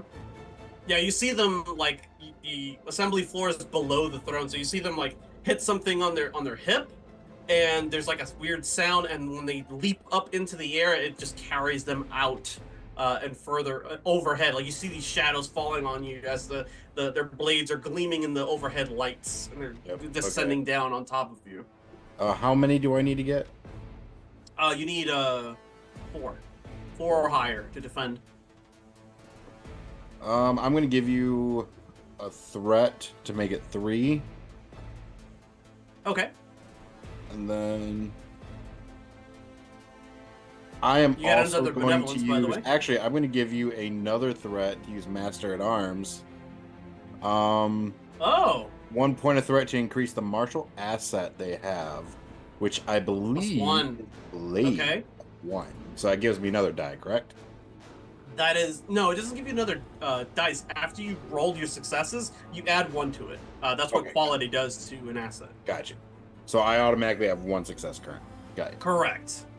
So You 3. got 1 in the bank. You need 3 more to defend. Come on. Oh, heck yeah. There you go. Oh, what? Wait, You- where? wait. I'm waiting. Give me a minute. You might have whispered the roll. We can't. Oh, No, I got it. Oh, I got 3. No, I just didn't put in the focus, but I got 3. Actually, I got 4. You got 3, and with the +1, that gives you 4. Four. However, you have a 19, and you're facing off against the Varangian Guard, or facing off against the Sardaukar, so that could constitute a complication. Did you want to pay that off with an additional 2 threat? Well, know what? Fuck it, sure. I just gave you back 3 threat. You just. It's exactly, yeah, that's exactly right. It's another 2, boy. It's going back up. All right. So, let's see. You successfully defended against the Sardaukar as they rain death from above, and like the shields clash and flash, and like there's blood splaying all over the place. That was their move. I already kept the initiative, so I can't go again. It is now up to one of you to go. I think So far, what's up? I'd say the Varangian Guard. The Varangian Guard could go, or Massam can go, or Ellis can take a move, or it's up to you. Who would like to go next? I'll have the Varangian Guard go. All right, So yeah, I'm just going to attack. go for it. Let me set up your difficulty. Yep, give me a minute. 3 days. What the hell? Focuses all around. Ooh, with a complication. Damn. Okay. So Okay, I'll get Bolster. 3 successes. 3 successes, 4. You need 4 or higher. So if I bolster, spend 2 threat to allow an ally to re-roll their dice pool. The ally may use the character's discipline instead of the skills as well. Is that Is this what? for Archibald? No, this is for Varangian Guard. Is that what Liet Kynes did with her? No, that was different. Bolster, you can spend 2 threat to re-roll Okay, the whole got it. dice pool. Yeah. Jesus Christ, I need 4? Yep. It's a Sardaukar, dude. Oh, I know. This is hard. I'm gonna give you another threat. Oh boy. Okay. Winning threat over My here. Varangian Guard is just gonna give you a shit ton of threat. I'm gonna use Master at Arms again because honestly, I'm gonna need it. It's the only way I'm probably gonna work. All right. Oh no. Once you use it, it's set for the scene. You don't have to do it Oh, again. okay, got it. Yeah. So you can take that. Oh, I threat. automatically have it. Okay, so 1. Yeah, for the How rest many- of the scene. Okay, 3 dice and use my focus. Oh, heck yeah! Whoa, 5, and you needed 4. So That's 6. Yeah. I think. Because the auto Oh. success. oh yeah, that is 6. Oh shit. Okay, so yeah. Oh shit. He's like, I wasn't expecting that. I was not expecting that, not from an asset. Okay, so half the number of Sardaukar that you just descended upon you, your Varangian Guard meet them, and everyone is in awe of what they're seeing right now, as they start cutting their way through left and right. Like one of them stabs one dude through the chest, and then pushes him into the other Sardaukar, and the blade goes through that one and into the other one, and 2 go down at the same time, and they just get thrown off the throne with the anti-gravity still on, and the suspensors are just like carrying them across the chamber while they're dead, you know. Well done. Thank you. Did you want to keep the initiative? You already know what that means. If you have to pay me if you want to keep it, or you could pass it on to the enemy. Actually, are I'm gonna pass it on to Archibald. You're gonna keep the initiative. Oh, thank you Yep. for the threat. You're welcome. I'm gonna try to use the preemptive strike a little bit on Ramshan, see if I can Okay.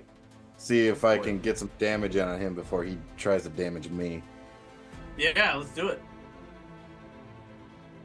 All right. Battle. He's not gonna have that shield thing anymore. What is?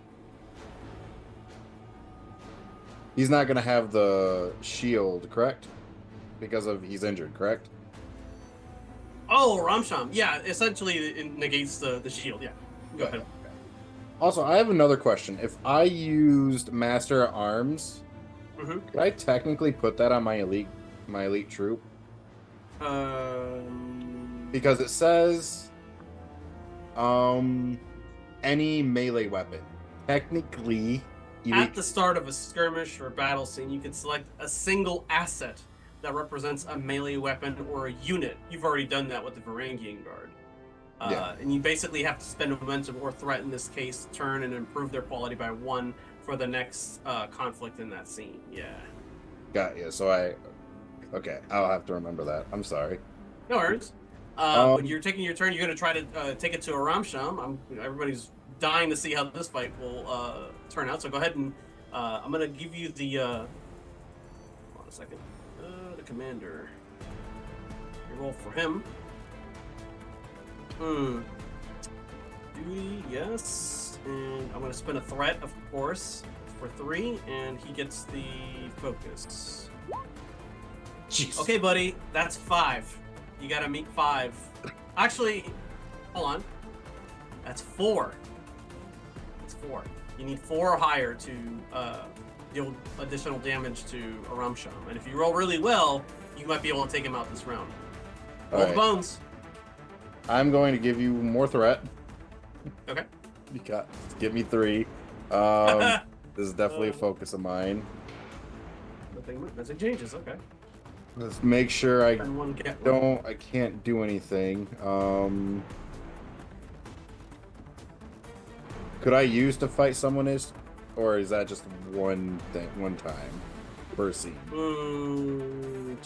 I mean, it sounds appropriate. I don't remember right off the top here. When you select this talent, choose a skill. When you win a conflict using the chosen skill, you gain 2 bonus momentum points, which you can use to obtain information. You've done this before. Okay. Yeah. It doesn't say it's 1 per. It sounds like I can use it every time. I mean, potentially you can. Okay, this is specific to battle. So yeah, if you win a conflict, like if you win if you defeat him, you'll be able to. You'll be able to do that. Go ahead. Oh my god. That looks awful. We have another benevolence PS. Yes, we have 2 in the bank. If you care to use one of them to re-roll those 2 awful 20s. I'm going to roll both of those 2 awful 20s. Okay. Truth.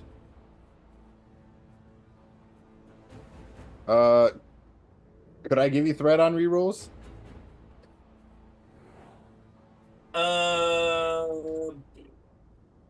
No, that's not how that works. You give Alright.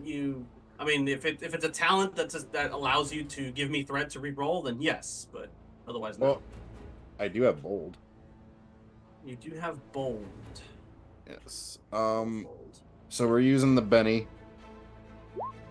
Yeah, there you go. 3. 3 with your 1, that's 4. So you 4. tagged them. When you successfully attack somebody, you can actually spend additional momentum to do additional damage. Did you want to give me additional threat to increase the damage that you're I won inflicting? I won that conflict, so by using Master of Arms, that gives me 2 bonus momentum, and I'm going to use that bonus momentum to deal some extra damage. Excellent, that's right. Okay, so you got 1, 2, 3, 4, 5, 6 and wow. So that means, yeah, that's it. You defeated him. He had 4 left, and that's exactly what you needed. So you see now the Sardaukar are really screwed, because now you see their commander, Captain Aramsham, beset on both sides by Mossam and Archibald, is having to like defend himself and deflect the blades that are coming at him. And finally, you get him in one of those where your blades are clinched together, and you're gritting at each other's faces, and like he tries to go for an elbow and do some sneaky shit, like pull another blade from behind his back and stick it in your side, the slow blade, and you manage to deftly parry it, and you perform like a spin, and you cut, and you just see like the shield flash red, and you see Aramsham's body goes one way, and the top part of his head goes the other way. Oh, jeez. Plop, and you just finish the Sardaukar commander. At which point, now this kind of turns the battle, because now the Sardaukar are no longer rolling 2 dice because they're not being commanded by somebody with them there as part of like architect play, so to speak. So they basically are just rolling 1 die and whatever I spend in threat. And I have quite a bit of it. So there's still a threat, there's still a problem, but you manage to succeed in, that. Yeah. Sorry about the threat, guys. It happens. You dropped a Ramshan, it's worth it. I did. After you go, it's time for the enemy to move. So I will... Let's see. They just saw their commander get downed. So they're probably going to either retreat or redouble their efforts. I'm going to make a discipline roll with a bonus for the Sardaukar to see if they manage to perform a tactical retreat or maintain. They have self-control, and this is duty. Let's see. They're going to roll 1 die. I'm going to spend 1, so they roll 2. And they have focus for self-control. They succeed. So yeah, you see, like they see Aramsham go down, and they start speaking in their battle language into their comms, and like they start trying to coordinate to eliminate individual targets. This turn, this one is going to. Let's see what he's going to do. He's technically on this level elevation, so he's going to try to. Man, it's a tough one. He's going to try to secure Mossam, so he's going to move boldly, is what he's going to do. That will force one of you to move. He's going to... I'll spend another threat for 2, and he has Swift. They have Swift. Oh! With aplomb. Okay, so... I'm going to spend 2 threat, and that'll allow them to move and secure Mossam. And what that'll do, it will moving boldly allows the enemy to move one of your units.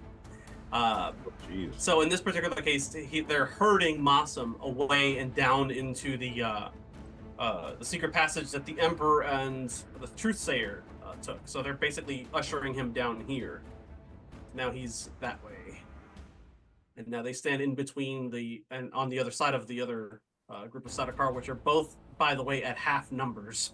They are being devastated right now. That is pretty much it. I'm not going to move this Sardaukar just yet, so it's back to you all. We've got Yue, Elois, Leto, the Fedaykin, and Mossam, and Anessa that have not gone is yet. Is there something that Eloise could do to reduce the heating up in this room? Yes, she can. The room is like burning up, and literally this stuff is catching flame. You can grab like the equivalent of a fire extinguisher, or something like that, or adjust the temperature controls to try to combat that. That would require something like you take your pick, move or understand to try to create that trait for that zone, you would say. Okay. So, or you can spend 2 momentum if you have it, or pay 2 threat.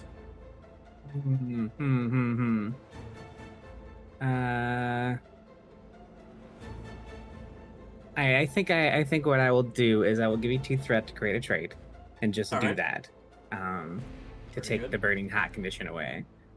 Yeah, you see, Elois sees what's happening, and she goes into the paneling of the room where, when she just slaps it once really hard, the panel kind of recedes and slides, and behind there's like an assortment of different medical tools and stuff like that. But also there's like for emergencies only, use these, and like they're basically like these little handheld things that you could use to just kind of spray a mist in the room that'll basically douse everything in like this foamy substance and try to douse the flame. So yeah, you absolutely succeed in doing so.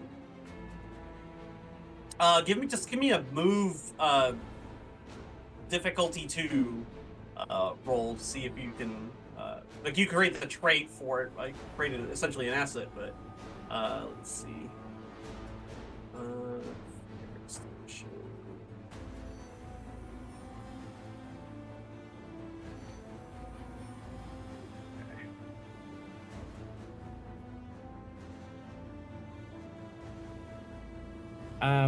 Can I? You said move or understand, right? Correct. Yeah. All right, fuck that. I'm using understand. Yeah. My move That's is fine. terrible. This is all justice for me right now for reasons. All right, let's do this. I don't think data analysis applies here, I presume. No. Fair enough. There's the 2. There it is. So yeah, you get rid of that burning hot trait for the cybernetic corpses as you just douse them in this stuff, this foamy stuff. And yeah, you guys are kind of covered in it, but you're working as hard as you can to try to like defuse these bombs. That was a good move. That's a good idea.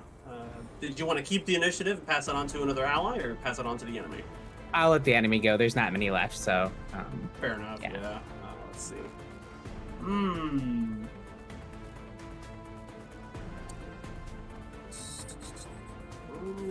I've only got one starter card that hasn't gone yet, so they're probably going to go ahead and move. They see the doctor moving towards the medical bay, and they're like, "All right, it's a suit, doctor. We're not gonna fight you." He actually has talents that specifically bar them from being able to like deal violence of any kind to him. So I'm not even gonna bother rolling. It's ridiculous. So they're just gonna move, and they're gonna seek to engage with Amira and or Kynes in this next round coming up. Next, all that's left is Masum, Leto, Inessa, and the Fadakin. As the Sadakar move in, I think Inessa, this would be a good time for Inessa to open fire again. She's in the 100%. Right area. She can aim and keep the initiative, which would negate the one difficulty higher that she would need to be able to hit in order to successfully attack the Sadakar. Which ones? These guys or the Yes. ones of her? Okay, so these She's guys are... been concentrating on these right here so that she can clear a path for anyone to get to the medical bay who needs to get there. Yeah, I will aim, and I'm going to assume aim gives me another die, or does it bring down the difficulty? It matters if you succeed. It's basically the same as moving cautiously. In this particular case, you're able to move the asset. In this case, the aim of your Mala rifle onto the Sadakar. So if you succeed, that is if you want to. You can just fire away, but whatever difficulty it is for the Sadakar, it will also be one extra because of it's one zone to the next. So it's up to you if you want to go that route, or you can say I make the move roll, and if you make the move roll, you make the attack roll without having to have a increase in difficulty. All right. Yeah, no, I will 100% do that. Aim, Okay. try to get that. Give me a move difficulty 2 roll. If you fail, you can still keep the initiative by giving me 2 threat, and then fire. Move difficulty 2. Mhm. This is a... Yeah, we're gonna go with truth. Oh no. This is justice. Just this, all right? Yep, 100% Fire justice. away.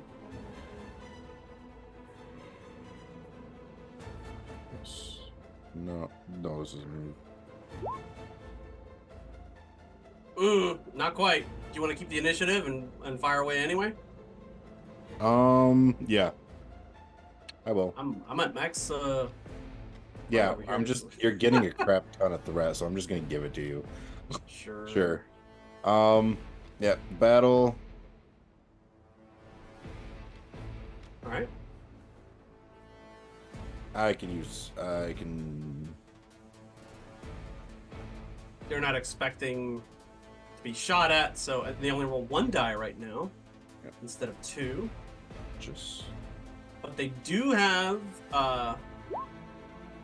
They get 1 success, and they get 1 because of the shield, so they have 2. This is. Uh-oh. You gotta be kidding me. She has a reroll. I know she does. Anessa, probably. I mean, Does she have a determination point? I suspect she does. I don't I think think she's she used it does. this session thus far. I don't think so yet either.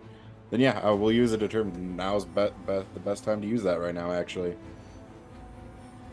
Yeah. 1 second here. I'm just looking over her. Oh, she's got subtle stat. She gets Yeah. sneak. Yeah. Rigorous. Cost of 1 momentum. You can use discipline. Okay, got it. Okay, yeah, go ahead. Yeah, that gives you 3, so that knocks it down by 2, so that's 4. Wow. So you see, Inessa takes what appears to be like a sniper's position on the assembly floor, and looking through the doors, like she takes a high position. She's just kind of like picking them off one by one, blam, blam, and like these rounds are the type that are slow pellet stunners. So they go in, they hit the shield, and it's like, zzz, and then they kind of bore their way through, and the shield flashes red blood. Sadakar down. Half their numbers are gone from that group as he just continues to just go blah blah blah and blast away. You kept the initiative, so it has to go back to me now. I have no one else. I don't believe. So, yeah, correct in that. So now it's just a Fidakin and Leto and Masum. Masum is going to rejoin the battle and engage that group of Sadakar against his father's wishes. Boy. This is, faith? Only with the heart can one see rightly. Real power is knowing when not to act and wait. Yeah, this is not the time. When not to act. Okay, so no, this is not one of those times. He will not accept his fate, and that's duty. Okay. 2 dice. That's fair. I'll give him 3. And unarmed combat. No, he's not armed combat here. Not very good. He goes on the attack and he tries to assault the Sadakar with a bodkin, and they defend. Even though they get 1 roll, they might actually succeed. They are using focus. No. Let's go, Masum. Succeeding against the Sadakar. So he surprises everyone when Masum runs back into the throne chamber, and just when the Sadakar have turned their backs to him, that's when he uses the voice to paralyze some of them, grabs their backup blades and uses them to slowly penetrate their shields and to stab them. And he takes out the remainder of that troop of Sadakar. So now it's just Archibald, the Varangian Guard, and the lone troop of half their numbers thinned. At this point, the Sadakar are going to try to make a tactical retreat because more than half their numbers are out. But the Fidakin have not gone yet. They are here to protect Kynes, and currently there's the Sadakar there, so they're going to try to move subtly. Let's see. This is their top priority, obviously. They get 1 extra dice because of Kynes. So they roll 2. All they need is 2 successes to be able to move successfully. We got Survival, Desert, Resolve. This doesn't apply here in this particular case. 2 successes. They succeed, so they can keep the initiative and go again, which they will, and they will engage that group of Sadakar. Battle. Yes. 2. Yes.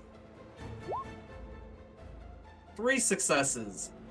And the Sardaukar will roll against them. Battle duty. I'll give him 2 dice. I'll spend a threat on that one. And let's see. 3 versus 2. Another 2. They get knocked down another peg. So it's literally down to the last group of them. There's maybe like 2 or 3 left, and they're facing off against a full complement of the Fremen Fadaken. Wow, what a fight. Leto is the last one to go. He will try to assist Archibald, so he's going to move up here.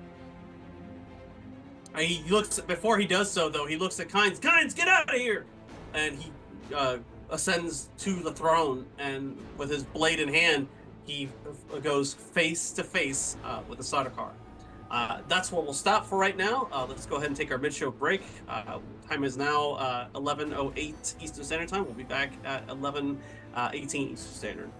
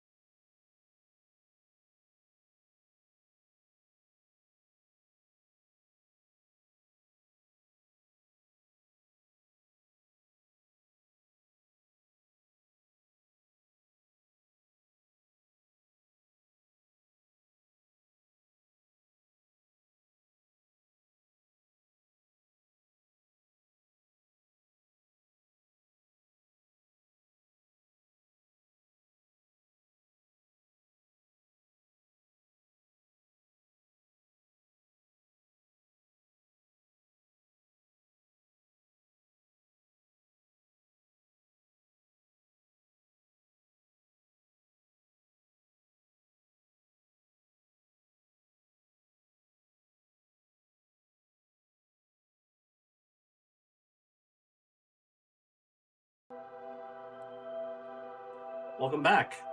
Where we left off, our intrepid adventurers here were working against the clock as these bombs located underneath the main hall of assembly, hall of oratory floor were counting down.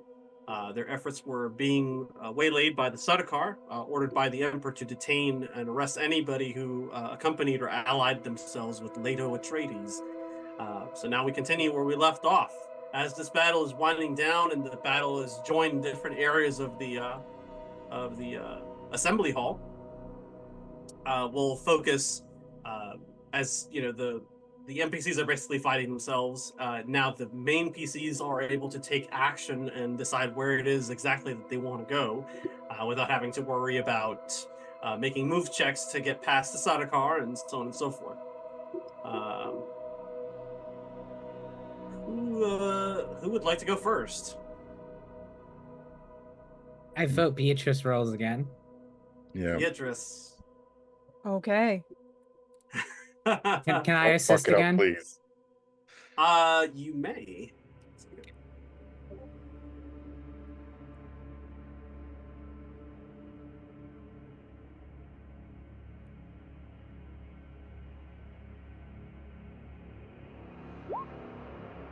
There we go. We got one.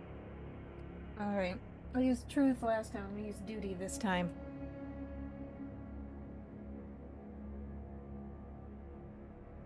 There you go. 3, baby. We're not all dead yet.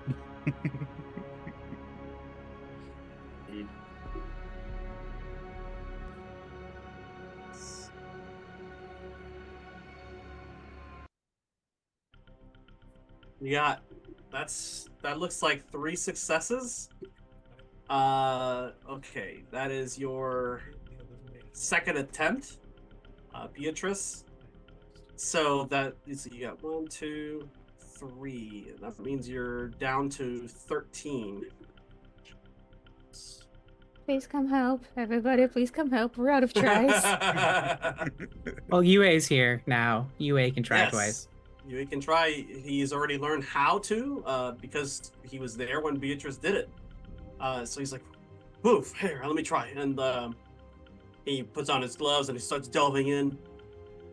UA has a considerable understand score of 8, and he has a specialty with surgery, so he can get in there and really do what he needs to do. He's not a bomb disable expert or anything like that, but let's see, what can we do here? This is going to be. Ooh. Who can believe in a greater power when evil is unavoidable? I do not know what is true anymore. My course of action is terrible, yet I must find a way to do right. I think that last one. Justice, the highest one he has. Rolling 2 dice. Let's see what he gets. Let's see. He gets 2 Ooh. successes. Okay, and no complications. So let's see, 2. I'm gonna roll a die here.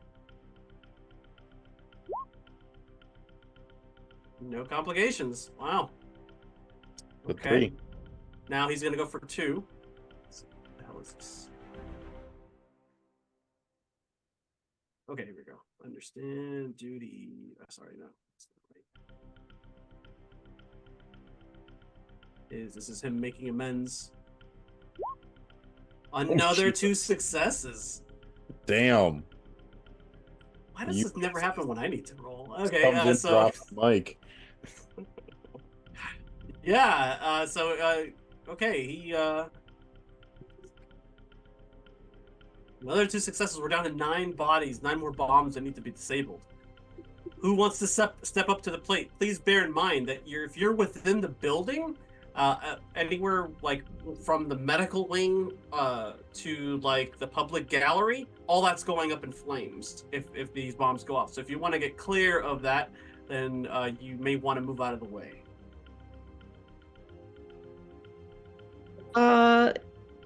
I think I will have Kynes depart. Okay. Just She's because. leaving. Yeah, That's fine. Follow your orders. indeed.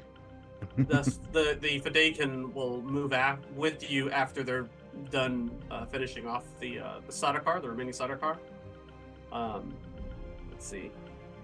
What does Amira do in these circumstances as this chaos is going on? Does she fall back towards the medical and have second thoughts, or does she continue to leave the Hall of Oratory as well? No, I need the I have to assume that Eloise is going to succeed. But at the end of the day, you know, this whole planet is the Emperor's, so I'm not going to be able to single-handedly fight my way through the whole Sodom. Sure. So I need to get out of here so that I am in a position to win Eloise's release, and that's probably going to require nuclear-tipped missiles. For the threat of, yes. All right, so you join Akines as you both exit the building. Archibald, your Varangian guard have things in hand with the current Sardaukar that are assailing you at the throne room area, the Hall of Assembly. Did you want to issue an order? Did you want to continue fighting, or did you want to leave the building? Did you want to go down and take a crack at disabling some bombs? What did you want to do exactly? You know this has to be a plot by Allfather, and you're trying to figure out where the punchline is. Yeah. I'm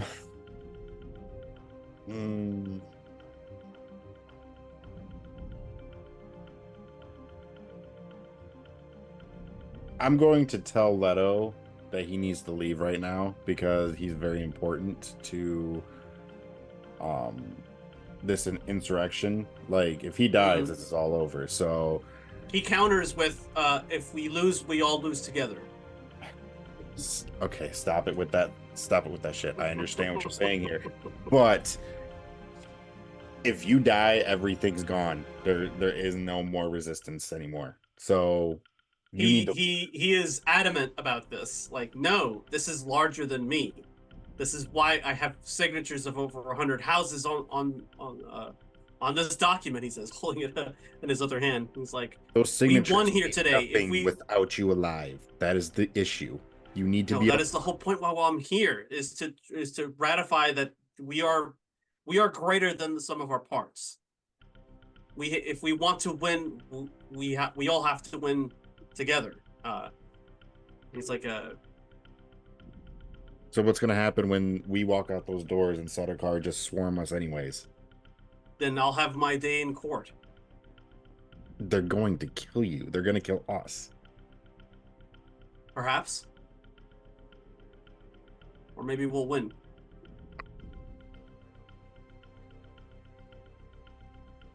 Please tell me how you think, like, how is that gonna happen? How is that gonna work? I don't have time to talk about this right now, Archibald. He's like the exiles need to survive this in order to free those people. In order for them to get their emancipation, you have to survive this. This new jihad that you've befriended are the only chance that stands between us and complete obliteration by this Allfather figure. It's like, if they know how to fight them, then they're the ones who really have to survive. No, we all need to survive. That's exactly. Yeah. Okay. It's like, well, we fight together, we die together, we survive together. Okay, then what do you plan on doing? We got bombs in the basement, and we got probably an army Sardaukar outside this throne room. What do you suggest? He points to the secret passage, and Masum is like motioning, like, this way, come on. Right. You know what that means, though. Confrontation with the Emperor potentially and his truthsayer, and hordes more of Sardaukar. Yeah, Leto, you owe me one. I'm not leaving without Anessa, though. Okay, so you bring Anessa to your side, and you're like, "Let's go. We're gonna go after the Emperor or whatever." Well, do I want to leave them? It's up to you, man. With the bombs and shit. That's the problem. Time's ticking. How many does Yui have? One more? No, he's already done his 2. So either way, everyone's dead in there. Yeah, so the way that this works is like simultaneously everybody's like working to, and that there's only so much time, there's only so much they can do on an individual basis, which is why you need more hands to disable those bombs. So yeah, the more hands they have, the better chances they have of, but also the more danger they might be in because die rolls. Okay, then I'm gonna turn to Leto and be like, okay, Leto, if you really want to test this theory, we need to go defuse the bombs. Everyone lives, like you said, right? Yeah, it's a good sentiment. Everyone lives, he says. Let's go. Let's go then. And that's where we're going. So we've got Archibald, Leto, Inessa. What about Masum? That's his choice. Shit. Well, I mean, he doesn't want to stay with his father after everything that just happened. Well, I appreciate you giving him agency. Bring him the fuck with you. Don't abandon him. Okay, yeah, I would bring him with me. Like with the Varangian Guard and the Fadakin, those Sadakar are Oh yeah, they did. No die rolls necessary. These guys will just retreat. All right, so Masum will join you down there. Who's the guy right above Nassim right now with the silver That's border? Echo. Yeah. Oh. Yeah, that's Echo. Sorry, He's Echo. We'll come back for you. he's on the assembly floor, like has no idea what's going on. He's still under the effect of the anesthetic. Okay, so now we have 4 characters that can contribute to the effort of dismantling these bombs. You get 2 rolls each. If you fail on a 16, 17, 18, 19, or 20, you know what happens. Rana Bindu goes first. Yep, agreed. Masum, yeah, 100%. that's a good call, actually. That's a very good call. Although this is well, okay. It's normally an understand roll, but because of the delicate and precise nature of it, he can use Pranabindu and body control to make sure that he's not like his hands aren't shaking when he's trying to like dismantle this thing. So he will. What statement is acceptance is of place is the death of freedom. It is only with the heart, real power. Okay. When not to act and wait. Yeah, that I think that would fit currently. 2. He'll stick with 2 unless you have momentum. I don't think you do. And I'll grant him this. Oh no. Oh Jesus Christ. He hasn't used the determination. He's got determination. He does have determination. You're right. And this is a statement that makes sense. So he'll turn the 19 into 2 successes, which means you now are down to 7. And however, that 16 is a glaring inclusion here, which means you step up the clock by 1. Okay. Okay. And he's going to get another try. See if he manages to succeed. I have a feeling he will, but he has no determination any longer. He's like, you're the man, you're the man, you're the man, you're the man. 2 successes. Yeah. Okay. 2 more corpses down. 2. Okay. That's it. And now we've got Inessa, Leto, and Archibald.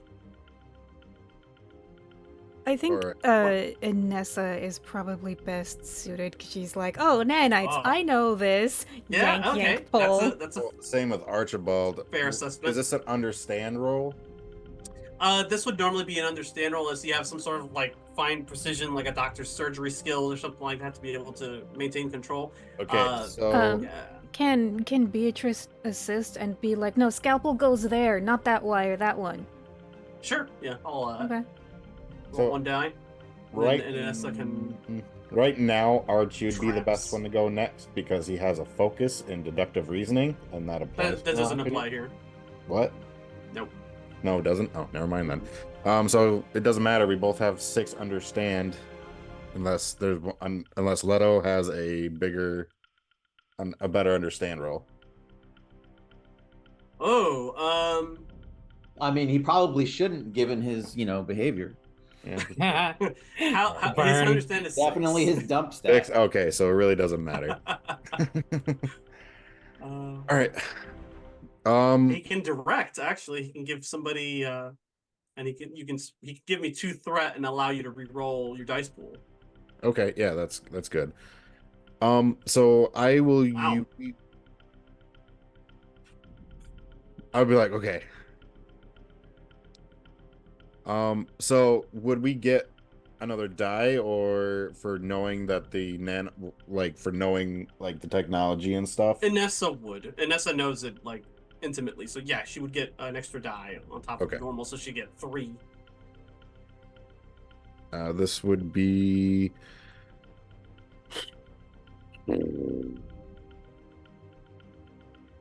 Oh, I forgot the threshold I created. I'm sorry. 1 second. So actually, how many did I subtract that by? It should be 4 left. If there was 9 and then Mossum got 4 of them, I believe. yeah. Everybody who got more than 1 success subtracts by 1 because I spent threat to increase the threshold to like now the difficulty is 1. So 1, 2, 3 we'll say. So you just have 8 left.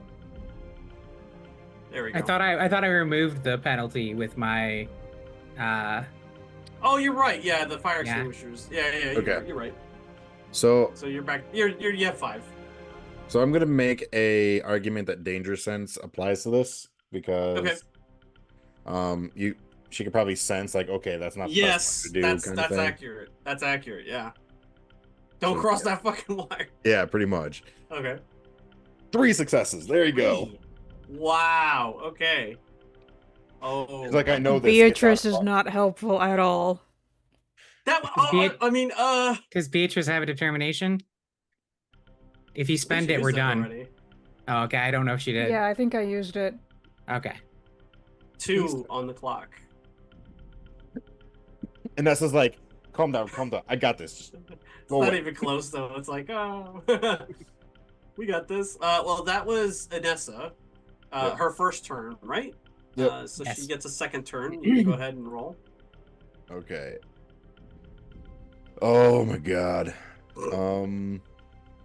Understand. This is I'm using faith here. 3 dice. Submit. Yes. Focus. 3. Oh, 1 off. That was close. Wow. Oh, Yeah. So that got you to 3, and then but then you cinched it with the Big the Steve. successes. So well done. Like bumped the wire. She's like, oh, shit. So Inessa's like, I know how this works. Let me through, and she starts, breaking down the last few until finally she removes the last one, and everyone in the room breathes a sigh of relief, as the last of the explosives are dismantled. Just around then, you start hearing like sounds of the Sardakar's like battle language echoing in the corridors outside.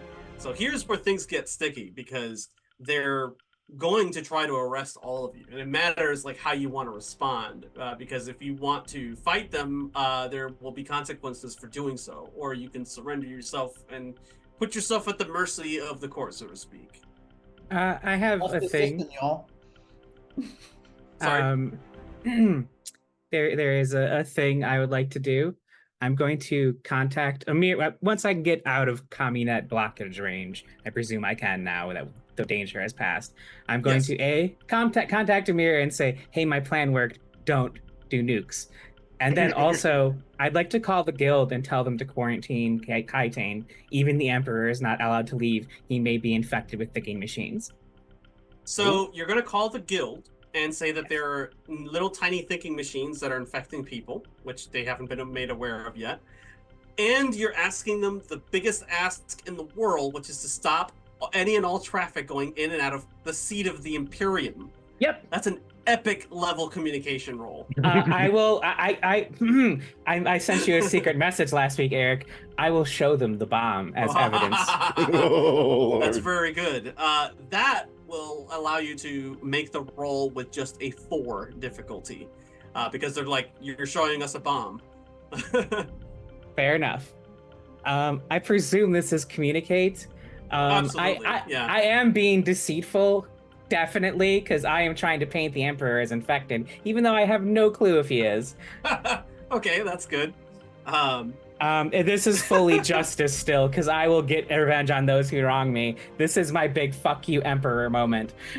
Very good, very good. Okay. You can have 2, 3. You can have 3 threat. I would like to roll 4 dice, please. Oh, wow! I'm overflowing with threat. Okay, go ahead.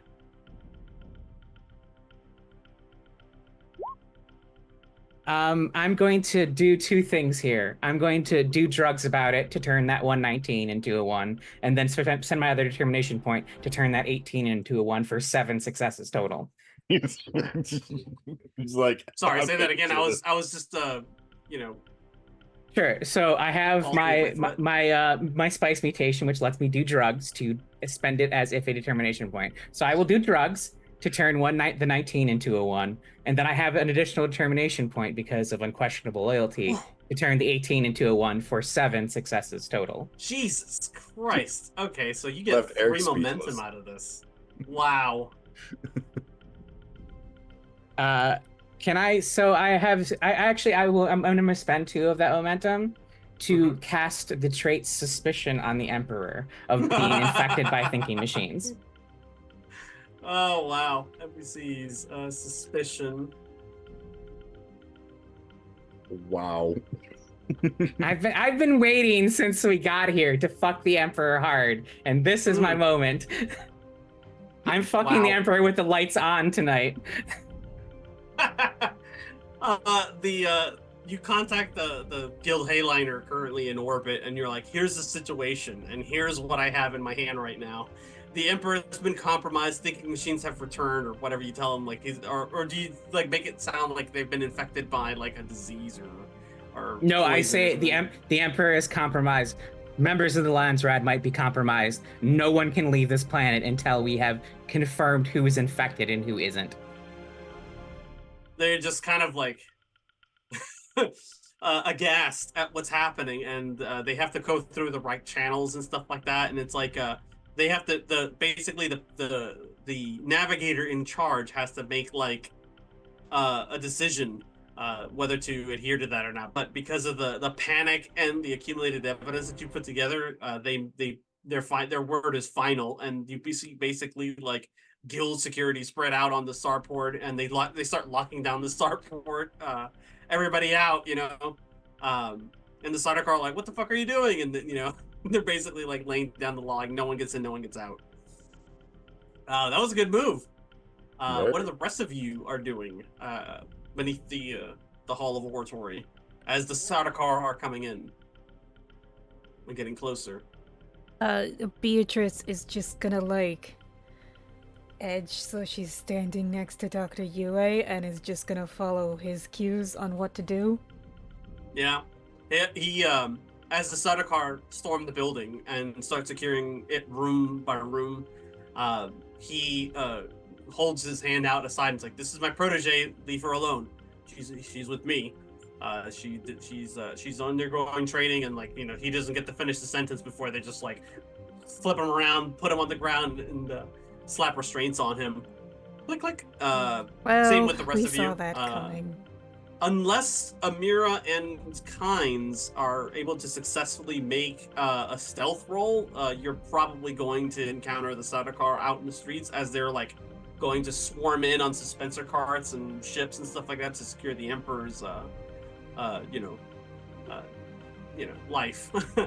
Since they're under the impression that somebody just tried to make an assassination attempt on him.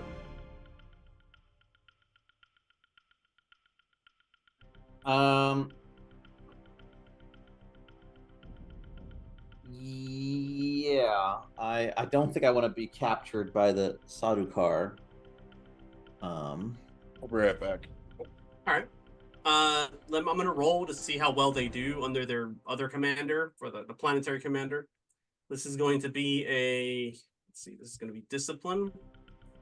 On their duty, they're gonna roll 3 dice for sure because I have a lot of it. Well, Kynes is seen.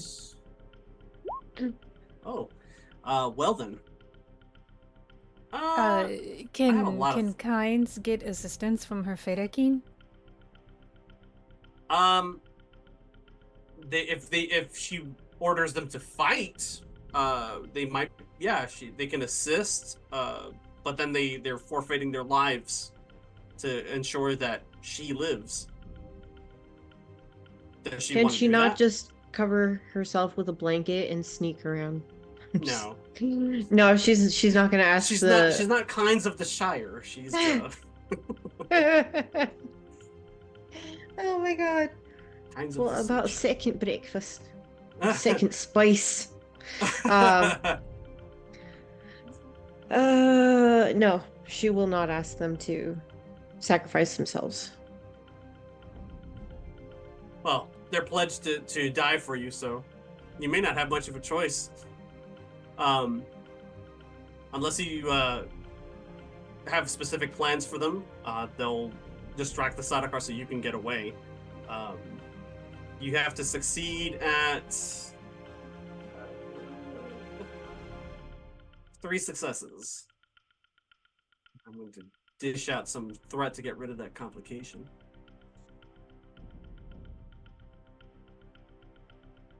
This This is a move roll, basically. You just like move away. yeah, and I hide. already rolled it and I failed. Oh, I missed that. I'm sorry.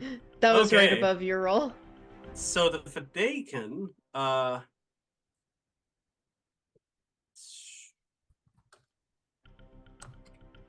moving, they can assist. Well, not without a success. Yeah, no, that's not gonna help.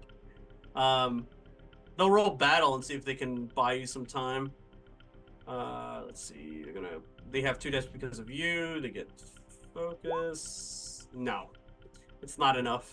Unless you want to spend more things here. Benevolences. You have 2 of them. You have 1 momentum left in the kitty. You can. That's it. Like they're basically going to get caught and or killed alongside you. Let's try that benevolence, shall we? Okay. Which set of dice did you want to reroll? All of them.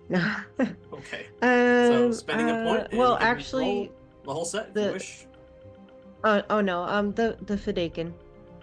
Oh, just the Fade? Okay. I mean, it makes the most sense.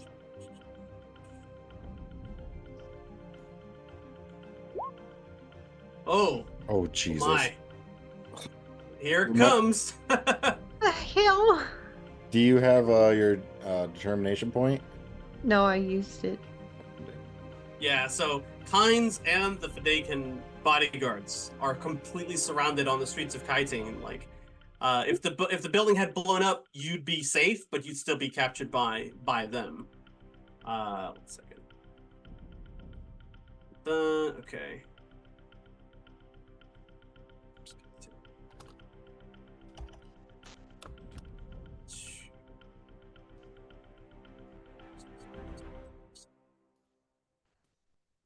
So despite let's see, that's that. I think that takes care of Kynes and the Fadakin. Amira would be next, in her attempt to try to slip away from the vanguard of Sadakar pervading the area. So is Kynes captured yet, or? Oh yeah, Okay, so I'm just gonna try to use that ruckus to slip away. sure. 3 successes for a move check. Yeah. So I've been told not to, use the atomics or whatnot. Yeah, like it's the danger from the building is clear, but now there's another threat. Right, but my understanding is that in the end, my power statement is death determines who rules. And so basically my understanding is that once they're captured, basically they're dead. I mean, they're gonna go in front Not of necessarily. the It just judge. depends on their. Yeah, It I just mean, depends on their crimes. yeah, sure, okay, but I mean, I don't really trust this system. I guess That's fine. That's best fair. way to Yeah. put it. So power decides who's right and who's innocent. Mm. So I'm not going to use the nukes, but they have to be in our possession, or we're going to have zero leverage. So you're gonna try to sneak away and try to acquire them, so that way you have that Well, last I'm gonna hand to I'm release. gonna try to get off planet to secure them.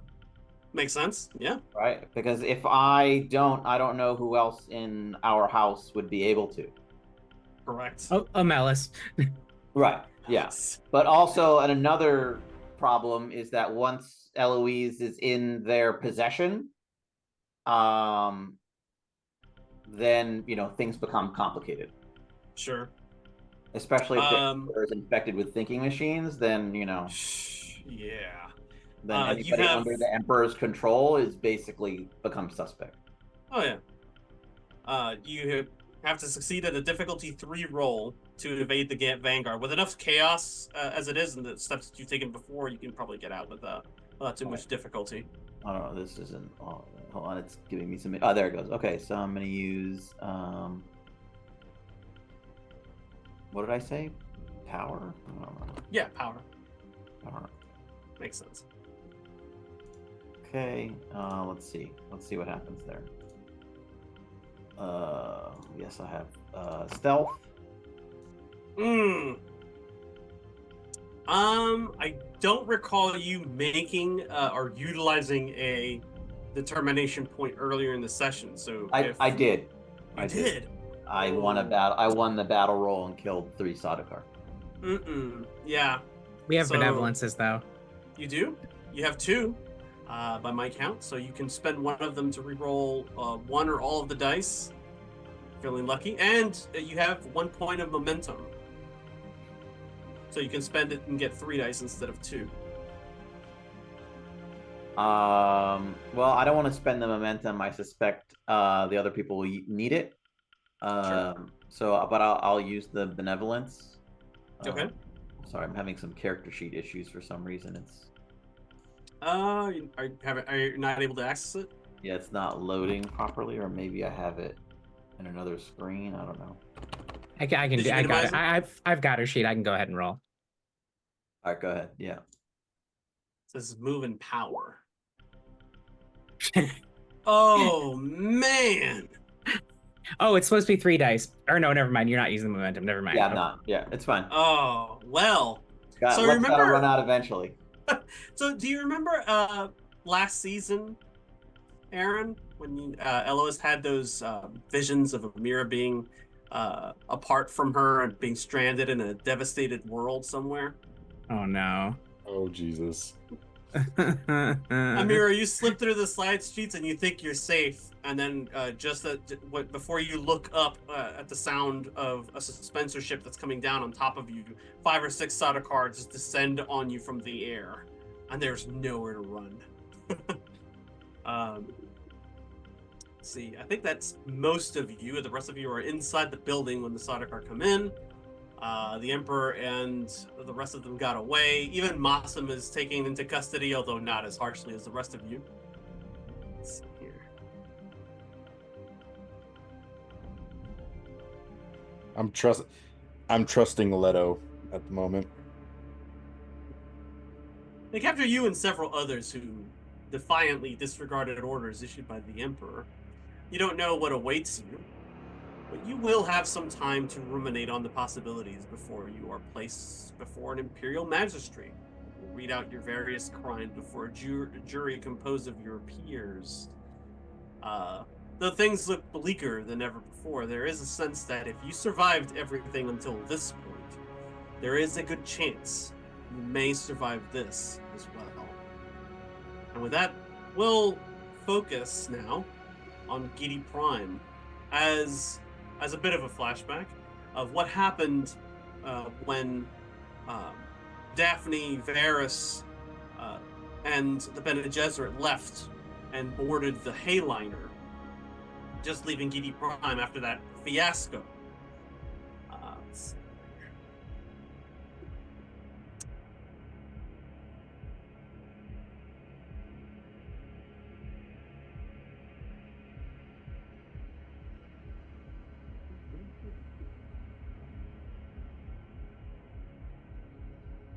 Okay.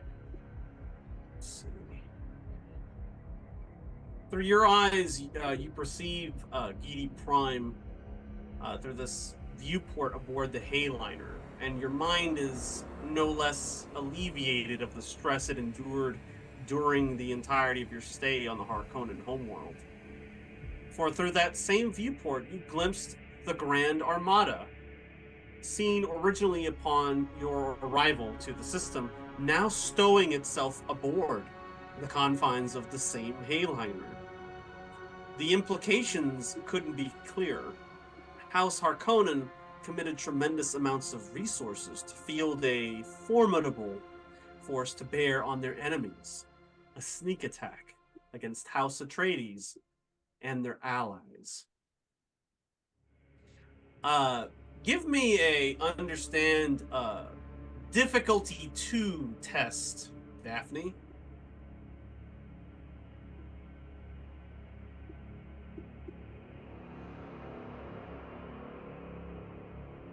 Alright, I'm using truth. Politics, I assume, would apply as a focus? Yeah, that would apply. Well, actually, yes, it would. House politics or imperial politics would fit here. Yeah, I've got house politics and Canley. No, yeah, definitely. This would definitely apply. You got 3, so you earn a momentum. And you quickly start piecing it together, like what their capabilities are. You realize that mobilizing a force like that will take a minimum of 2 to 6 hours to disembark due to the sheer amount of traffic aboard a Hayliner during disembarkment procedures. Anyone who wants to issue a warning to House Atreides or to your palace in Carthage will need to do so under that time window from your arrival to Arrakis. Varys sees the same thing, and he kind of like he is kind of like leaned up against the viewport. He's like, I thought they were doing maneuvers. What is this? It's illegal Canley.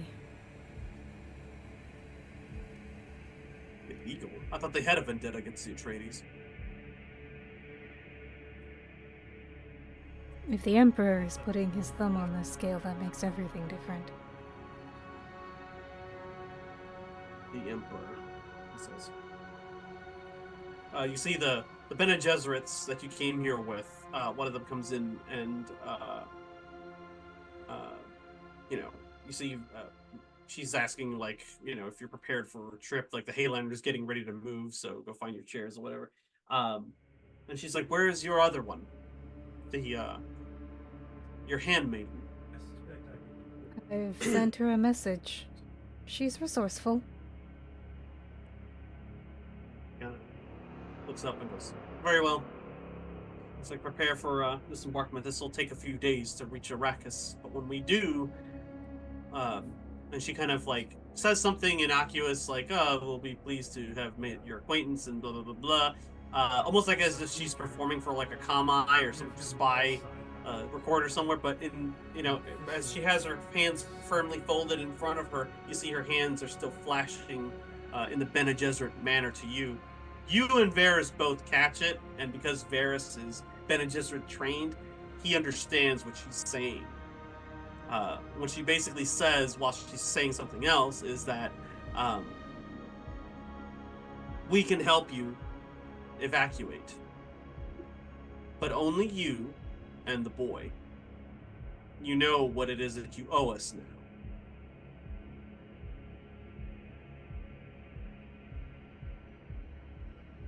Evacuate. So essentially, she is relaying the what Mother Superior initially intimated to you at the gladiatorial arena, which was like, as long as you and Massam are able to come to Wallach Ix, we will protect you. period. In that sense, it's more like you owe them a favor instead of the other way around. Especially considering they just got you out of the Harkonnen dungeons. All right. In that case, I'm going to tell her the Missionaria Protectiva has worked too well on Arrakis. Their Messiah has already risen.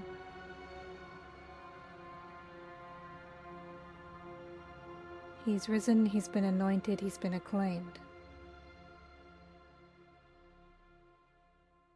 I see. And you have faith that these Fremen will be able to protect you. Faith and influence over their chosen Messiah.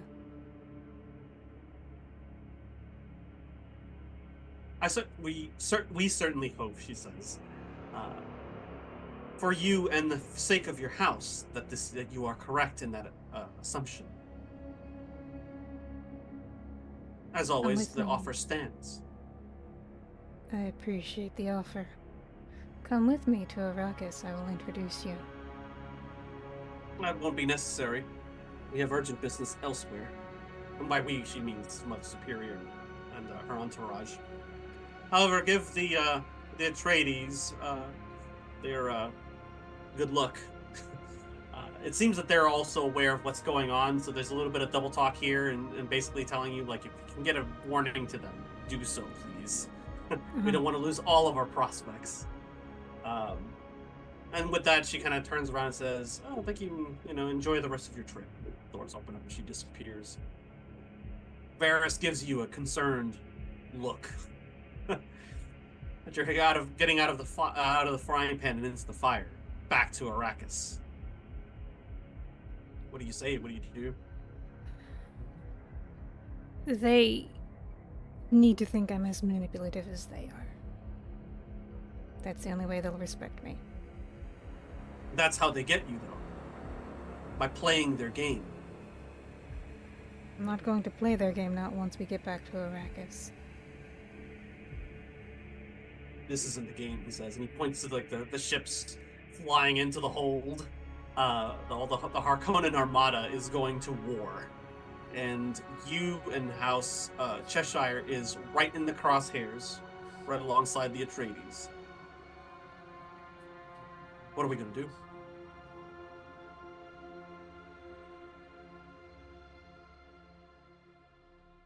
And Daphne takes a long moment just to think and use her deductive reasoning to just go over every possibility, every possible outcome, and just says,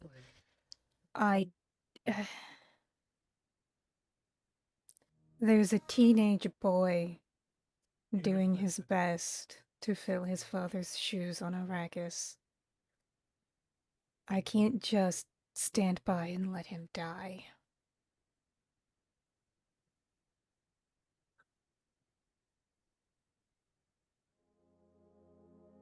I hope you're right. But if we're going to survive this, then we're going to have to put up a fight. Or we're going to have to compromise where we can. You can't save everyone, Daphne. No, we can't save everyone. We'll focus on the Regis Familia. They're the important ones. However many officers we can give forewarning. If they know what's coming, they can prepare, they can defend. What about us? He says, and he puts a gentle hand on your belly. The Harkonnens are brutal. What is brutal? The Harkonnens.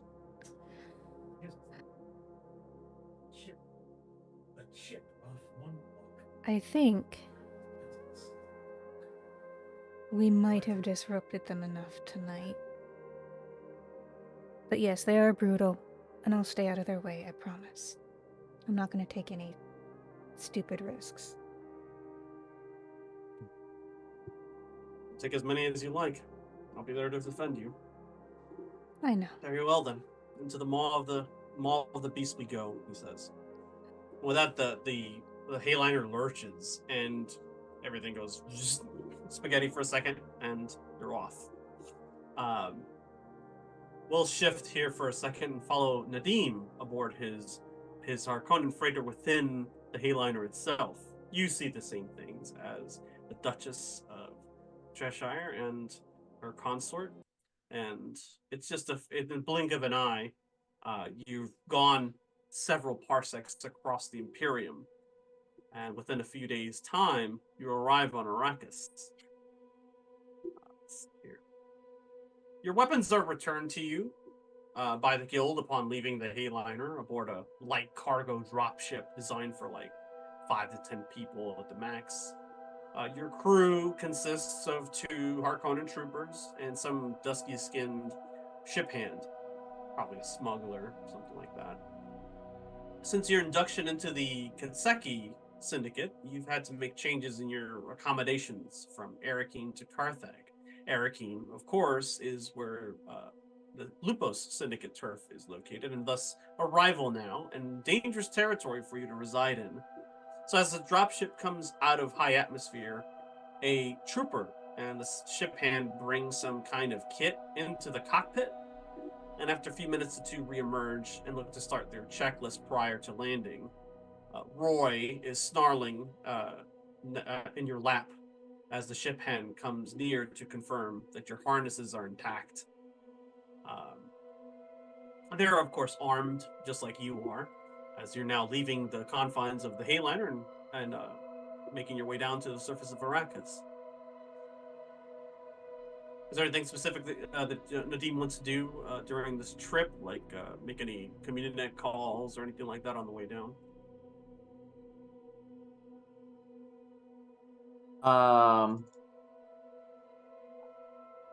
No, not particularly. But I assume I'm meeting up with the syndicate when I get down there. Yeah, you can set a meeting point in Carthag somewhere. All right, then that's what I'll do. Okay, give me a discipline difficulty 3 test, please. Okay.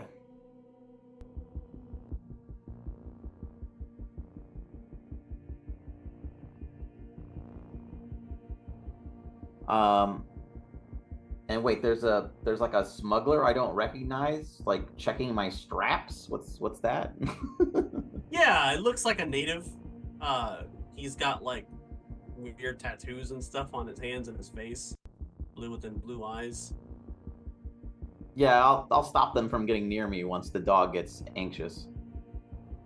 Be like, He kind of like looks down at you. Harnesses. He goes to move again. The dog snarls. I can check my own harnesses. Back away before you lose your hand.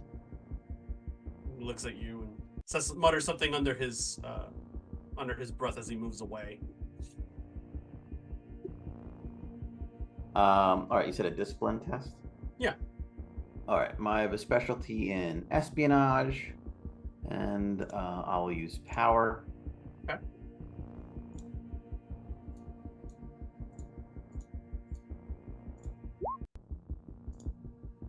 That's not good. Yeah, terrible roll. Very bad. So you're kind of preoccupied with making have a phone Benny. calls, I would like meet recommend me at using these the Benny. coordinates. I need pickup. I'm en route now. You know, it was a big fiasco. Yeah, I'll try to re-roll that.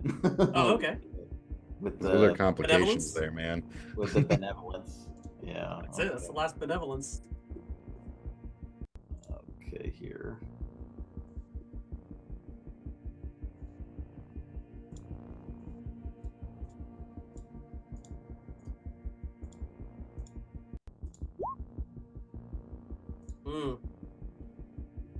Not great. You're a little preoccupied doing what you're doing and trying to establish like a meeting point with your people in Carthag. Let's see. So you get taken by surprise when the Lupos Idwali comes up behind you with let's say a garret, and like wraps it around your neck and tries to saw your head off. Go ahead and roll battle. You're gonna have to roll a. Let's see. Wally.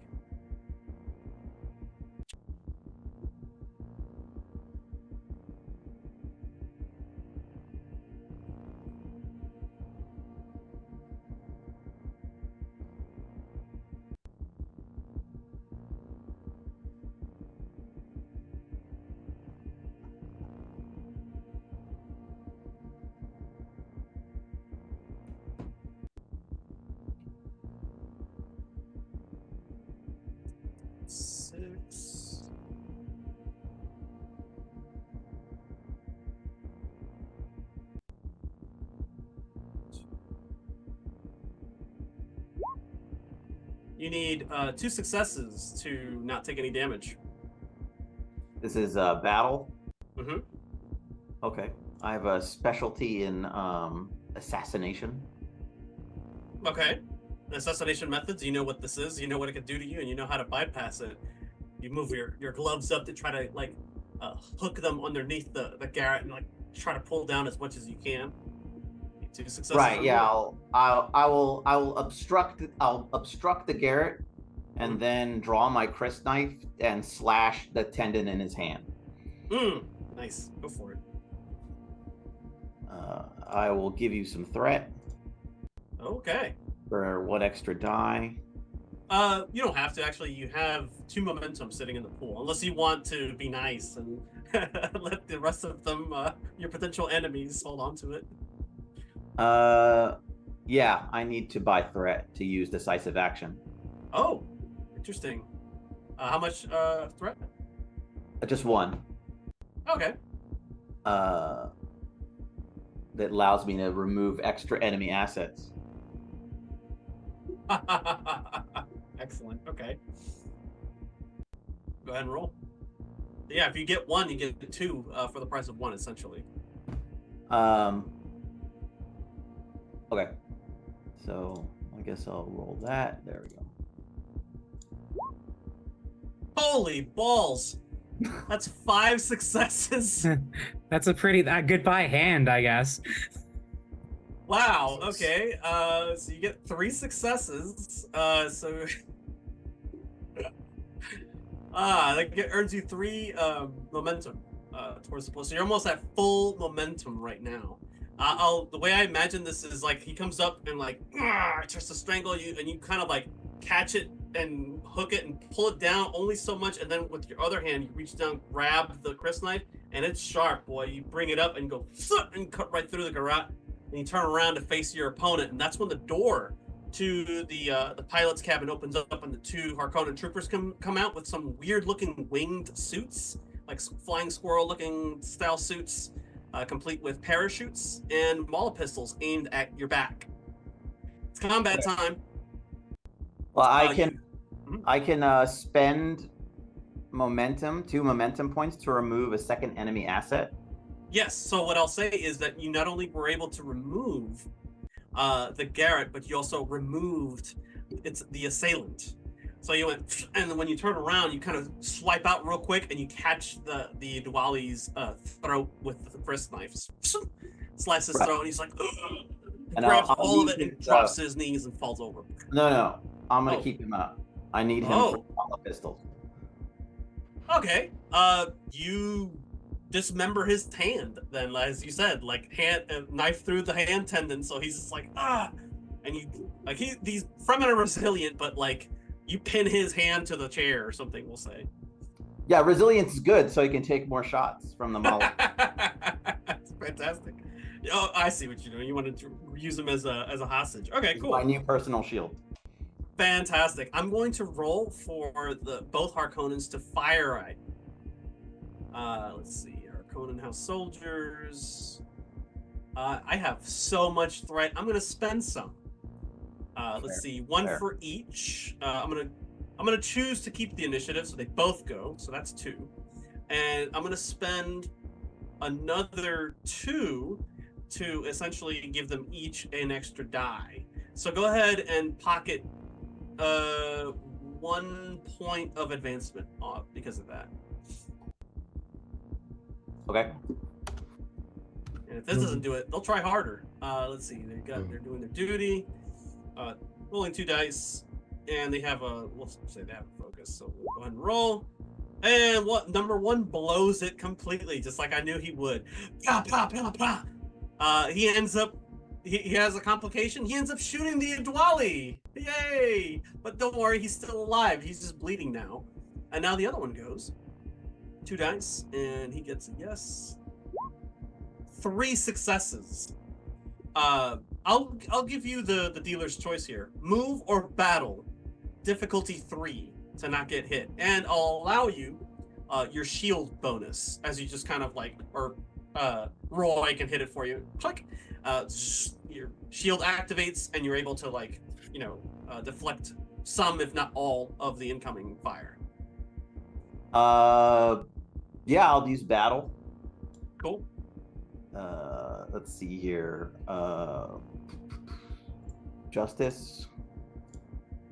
I will give you threat to buy an extra die. Excellent. Oh, you see, at this point, the ship is starting to go this way and down. You're way past Carthage. Fair enough. Okay. To remove an opponent's assets. All right, and what am I? I've activated my shield, so I'm like trying to avoid damage. Is that what this roll is? Yeah. So you like they tried to attack you. You did the thing, and Okay. now it's their turn, and they piggybacked off each other, and now it is they're basically reacting to this. There you go. You have a complication, however. Ooh, no. Do you want to pay 2 threats for it to go away? Sure. Why not? Okay, so I get 2 more threat, which I totally won't use against you now. And yeah, so you get lucky as one of them is almost like instantly is aimed at your shield belt and almost like manages to catch it, and you move just out of the way just in time as the slow pellet cylinders are flying at you, bouncing off of your shield. You get perfect defense right now. It is your turn. You can use the same trick that you used before, provided it's not once per scene or something like that, and you can try to remove both of these Harkonnens before they jump out the airlock and leave you to die. Or you can try to acquire your own winged suit and fly the fuck out of here. Or you can try to take controls of the ship that is plunging to its demise. Well, yeah, it sounds like I have to remove these Harkonnens as threats before I can do anything else. Correct. And it's also a good thing that you rolled. You essentially got rid of the complication, because with the ship in freefall right now, any complications that come up from your rolls is essentially wasted time. Very similar to like the ticking time bomb in the building. And when it reaches 5, the ship crashes, and everybody aboard is tomato paste. Okay, so I have to kill these guys. All right, great. So I will push the Edwali into one of them, and just to like kind of trip him up. Sure. And I will try to, I guess, kill the other one. I don't know if I can kill them both in one round, but I'll do my... I think your talent allowed you to remove assets, so you can also disarm them if you wanted to. No, yeah, I think I'm going to try and...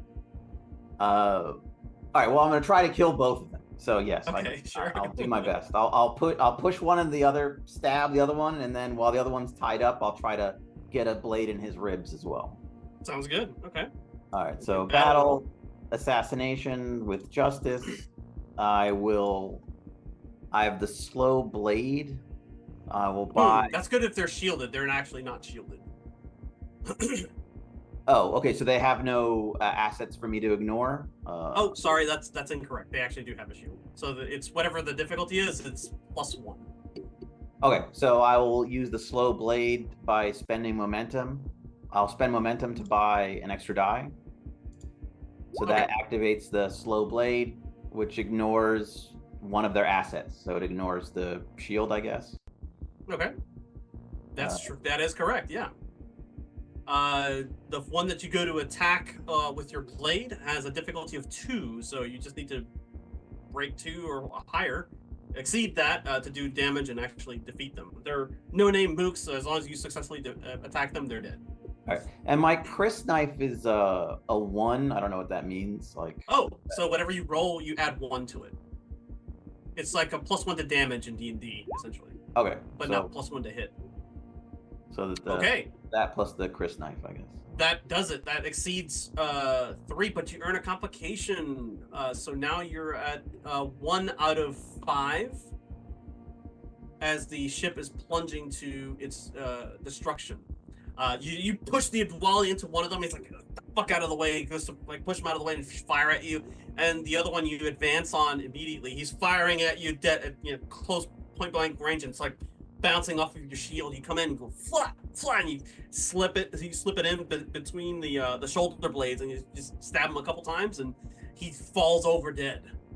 There's one Harkonnen trooper left, and he doesn't want to deal with the Adwali, so he kind of takes the page out of your playbook. Unless you want to keep the initiative by spending 2 momentum or paying me 2 threat. He's going to act now, and he's going to abandon this ship. Yeah, I would like to. About the airlock.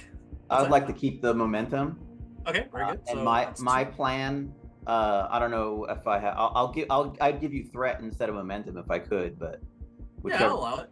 Okay, so I'll give you the threat. And what I want to do is basically he's trying to head for the airlock. Yeah. So I'll basically push him and grab him at the same time and go out the airlock with him. And just try to try to like, pilot him with my split to his throat. Cool. You say goodbye to the Adwali as you both fly out the window, airlock.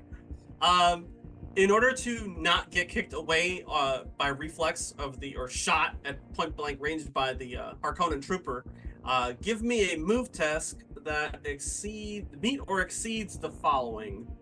As he's gonna try to shoot you on the way down. Yes. That is really easy for you to do, I think. Well, we'll see. My only focus with move is stealth, so that's not so great. Let's see. You're like falling through the air, like, oh shit, as this thing is like crashing to the ground, broad daylight. Well, if I have, are there any momentum left? I would use that. There is 4. All right, so I'll use momentum to give me an extra die, and. All right, that's unless you just roll oh boy. Wow. Yeah, like that. Well, I have a determination point. You do? Do you have a statement for justice that makes sense in the current situation? I do. I will get revenge on those who have wronged me. Perfect. You may go ahead and spend that determination point, which gives you 1 more than you needed. Sweet. So, let's see. Oh man, yeah, what am I doing? So actually, that gives you 1 extra. One momentum extra. Okay, so you manage to maintain hold of this guy as he's like trying to blast you as you're both falling through the air. He moved, you did the thing, and now it's his turn. He at this point, because of the complication, like flying through the air, I'm gonna say he loses the asset, so his gun goes flying. He's still got a blade though, so he pulls that out and he just tries to like drive it into your heart. I'll spend a threat for that because it sounds cool, and I'm gonna roll. He's good with blades. Nice. 4 successes to not get stabbed in the heart. Do I roll? Yes, this is essentially a defense. You can use your shield in this. All right. He doesn't have the talent like you have, where you can bypass the shield. I can't believe I rolled that good for a mook. No, it's good. Thankfully for a mook, yes. Okay, so I have the shield. It's a battle test. Justice. My focus is assassination.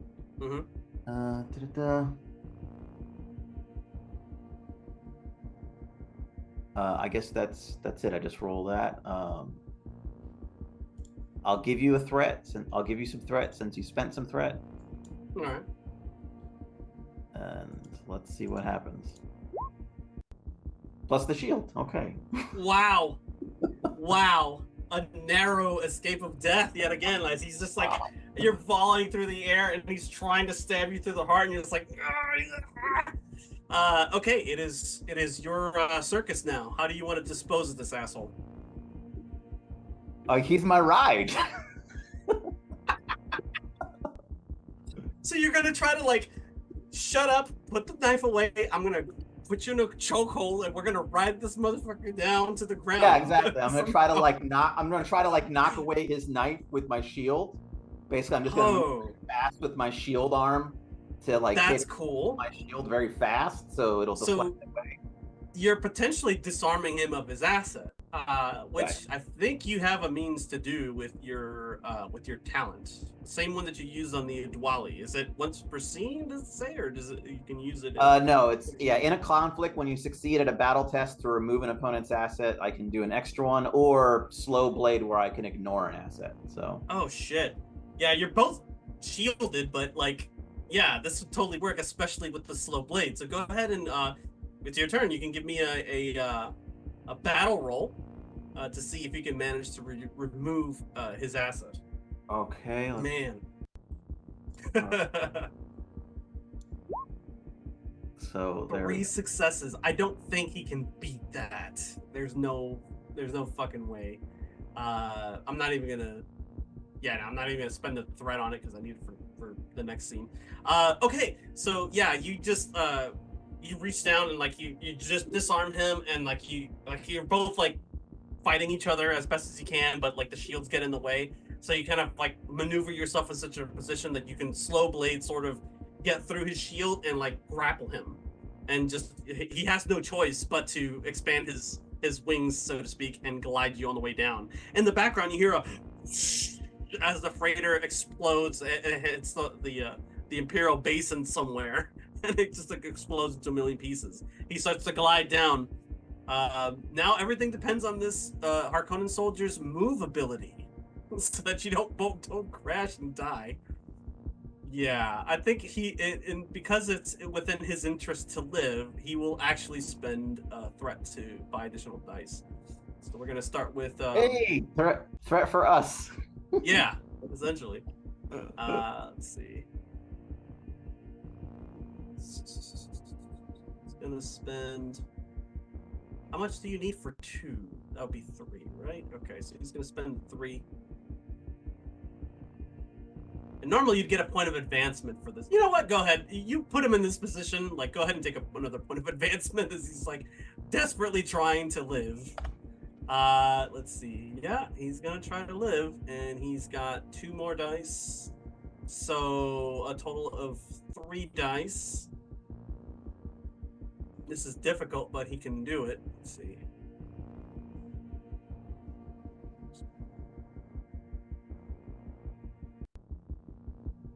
No specialties. 3 successes. Okay. Wow. So you see the wingspan like folds out and hardens, and like he starts gliding both of you down onto the ground. He's like kicking and like trying to elbow you in different ways, but like and the wind shears is getting in your face. The dust and sand are hitting you. Eventually he manages to get down without any complications, meaning he doesn't crash and get injured. But you both go tumbling into the sand dunes, like and like from the top all the way like tumbling down into the bottom.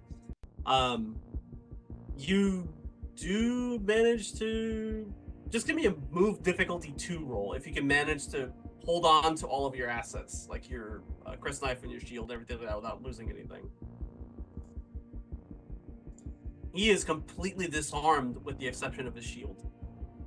And by the way, shields are bad. Yeah, this is true.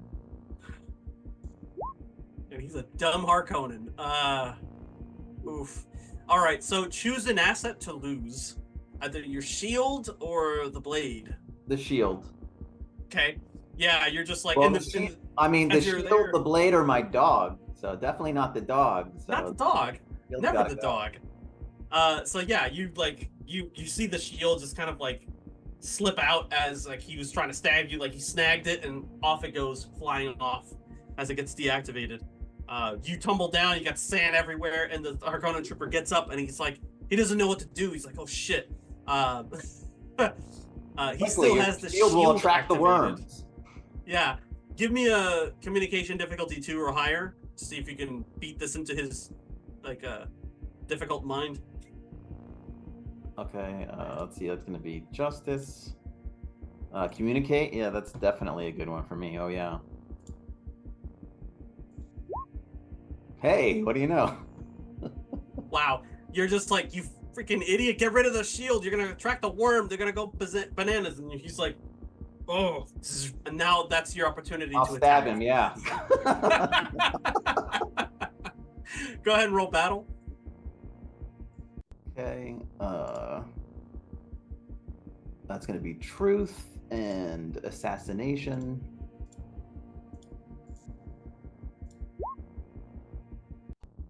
Oh, yeah. I don't think he's gonna survive this. Not especially not with the shield deactivated. And he says something like underneath his face mask, and you're like, "Thanks, Shink." Do you want to like kill him, or do you just want to disable him? Like, what is it? No, I'm going to kill him and take his shield. Cool. Okay, you have your shield back. Congrats. With him came like a pack, like a kit, basically, like with enough water and stuff to survive for maybe like a day. These guys are not known for their survival methods, but you are out in the hot noon sun in the middle of, the desert. You're out like beyond the shield wall and beyond the Imperial Basin, so you're literally out in the dunes, where it's not as dangerous as being in the south, but where the worms are more prevalent. But this is still dangerous territory. You will not survive unless you can, have your mental brain assess the situation and make the right decisions to meet up with your syndicate contacts so they can whisk you away to safety. Okay, yeah, that's a good idea. I have calculated prediction. So I'll try to figure out the best way to, I don't know, survive the situation. I mean, my guess would be to search him for any kind of like friend suit or communication device. Yeah, he's got a comm net. All right, and I'll try to contact my non-Harkonnen allies, the syndicate here. Okay. To rescue me. Excellent. Yeah, I'm not even gonna need a roll. You basically get on his comm and like you tune it to the right frequency, and you're like, "Hey, it's me. I need pickup outside of the basin. Following coordinates to coordinates to follow or whatever." You punch it in, and it's only a matter of time before an ornithopter descends on your position. By the time they arrive, like maybe 30 minutes or so later, you're already starting to feel the effects of living life outside of the basin without a still suit. Ornithopter comes down, they whisk you out, they bring you in, doors close, and they take you up back to Carthage. And now, for the final portion, let's move to Daphne and the rest of the crew as you've arrived on Arrakis.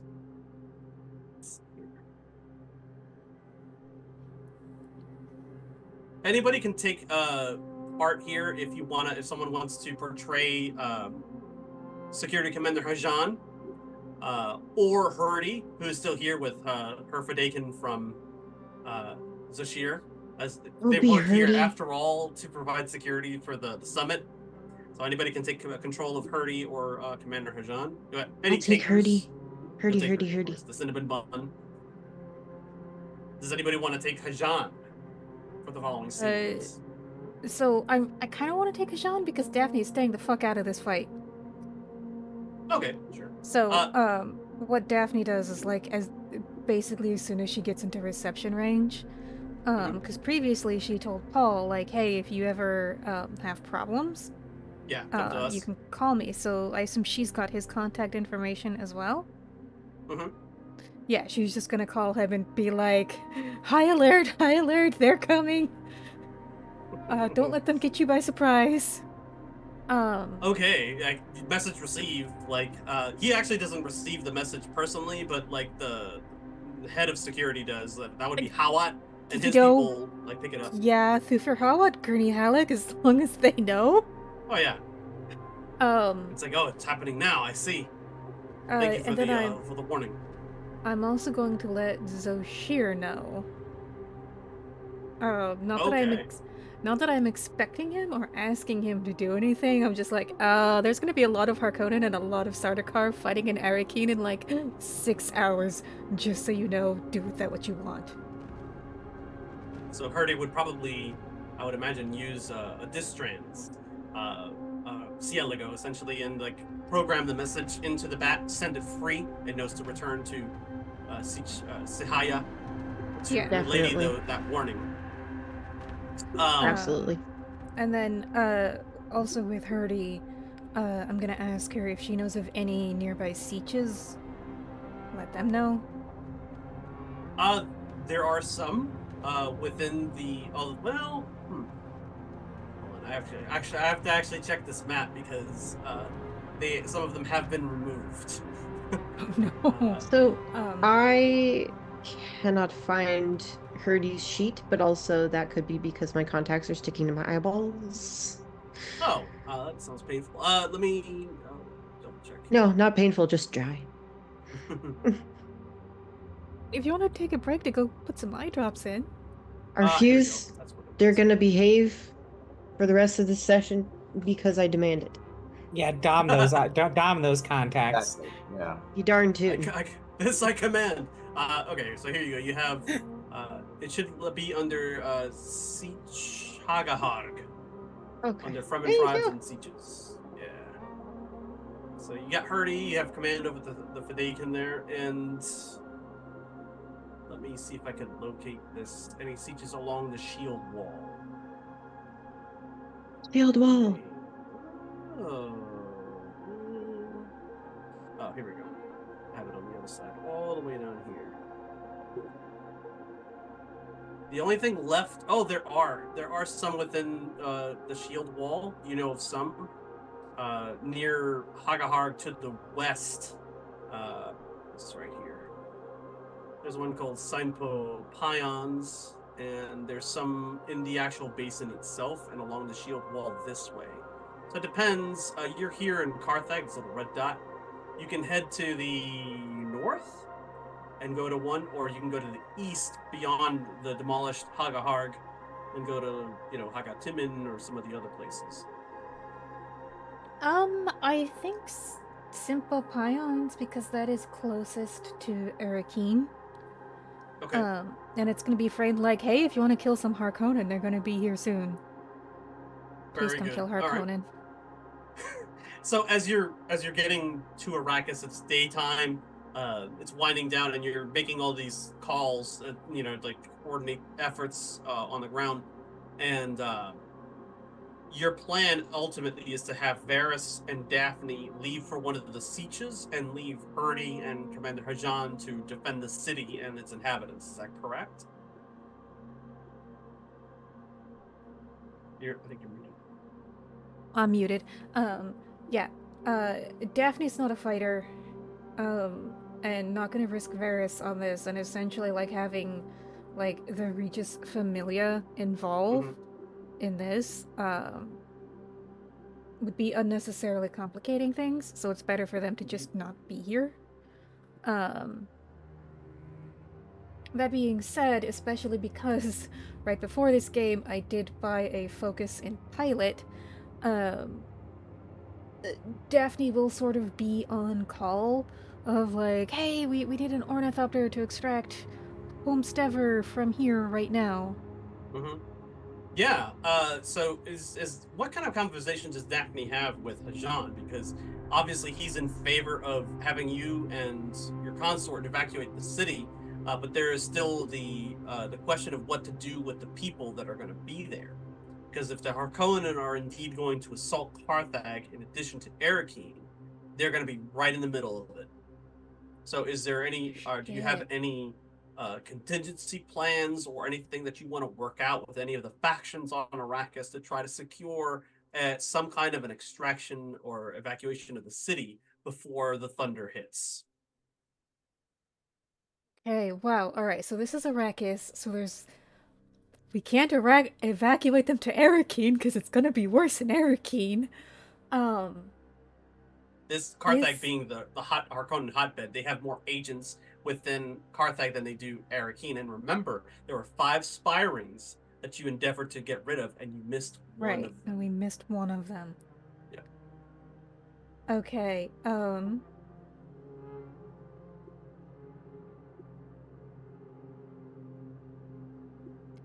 alright, I'm going to have to assume that the Harkonnen don't want to kill their own civilians, unless they, like, really have to.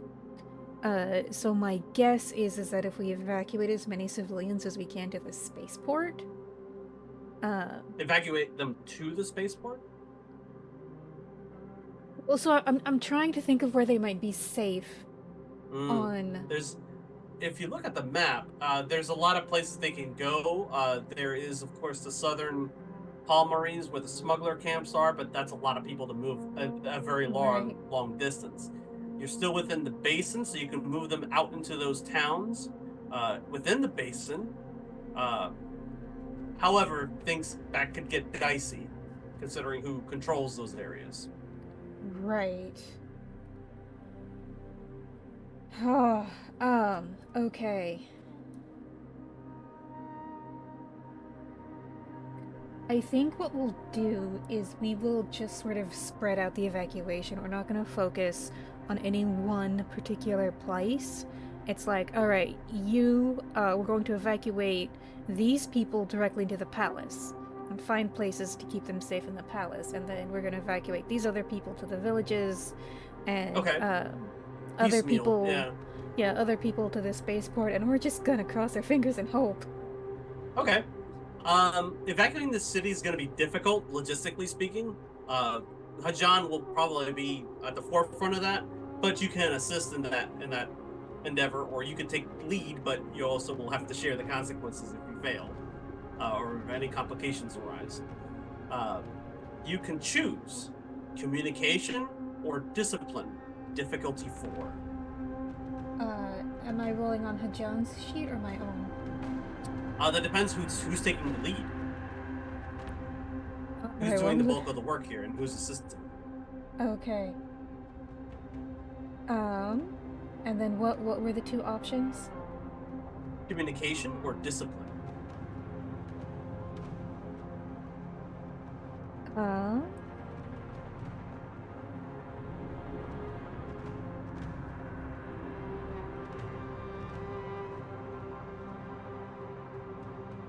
I am going to use Hajan's discipline because that is the best stat we have. All right. And I am going to use justice because the innocent deserve my protection.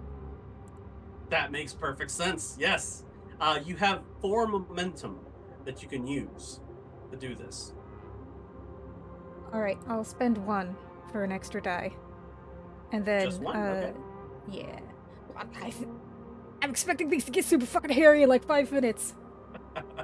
All right. And then Daphne will also roll, but here's Hajan's. Okay. Successes and a complication. And then Daphne's roll is Whoa! Daphne's roll is pretty good. Do you have a focus that you're using for discipline or no? Or sorry, So you're rolling 3 dice under discipline and just... Oh, that's Jaromir. Okay.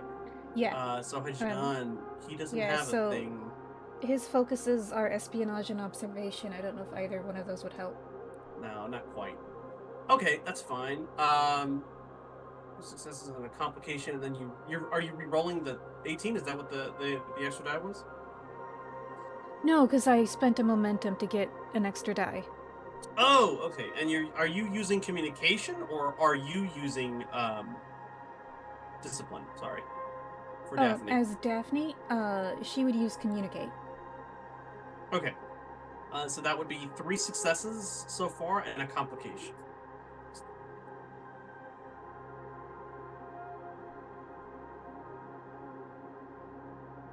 Okay.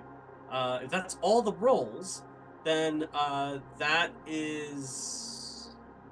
Do you have a focus with Daphne when it comes to communication in this that would earn her 2 successes instead of 1? Body language, which I don't think would be helpful.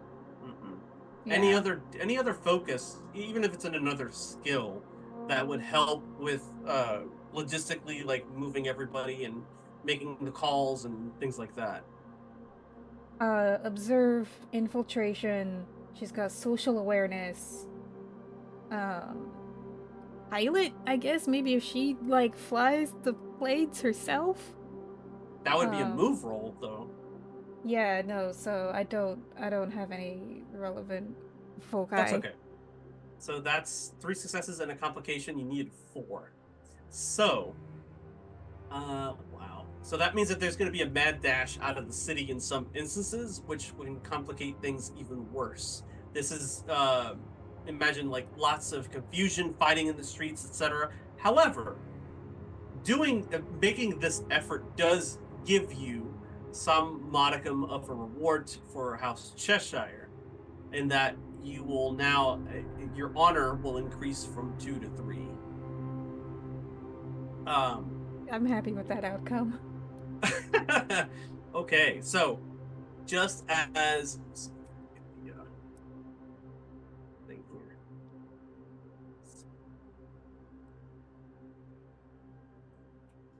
So there will be civilian deaths on some level.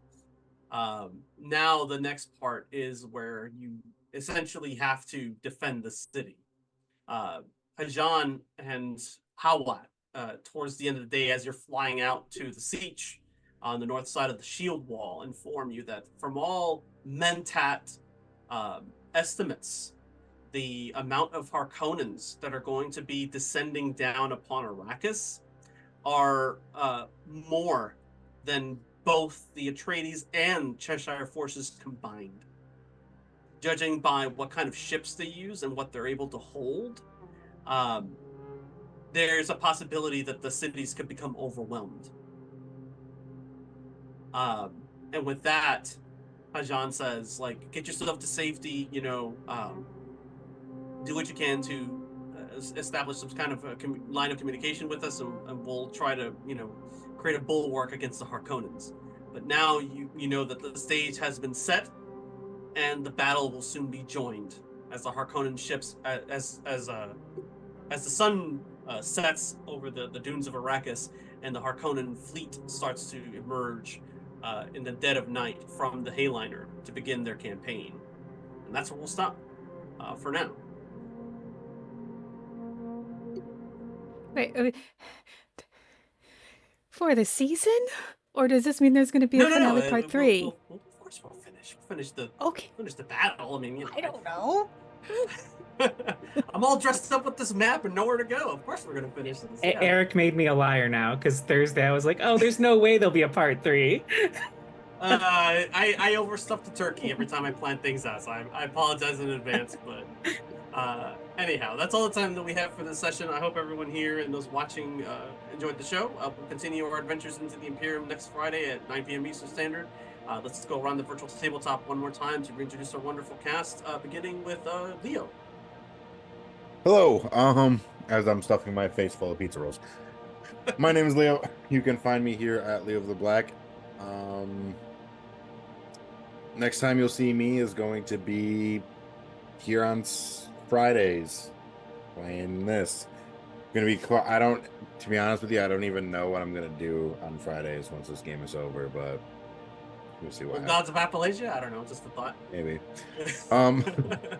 But yeah, no, today I played for you Archibald, and I honestly think I'm not going to die, just due to the fact is I beat Aram Sham, and I do think worst comes to worst, the Emperor's going to see value in that.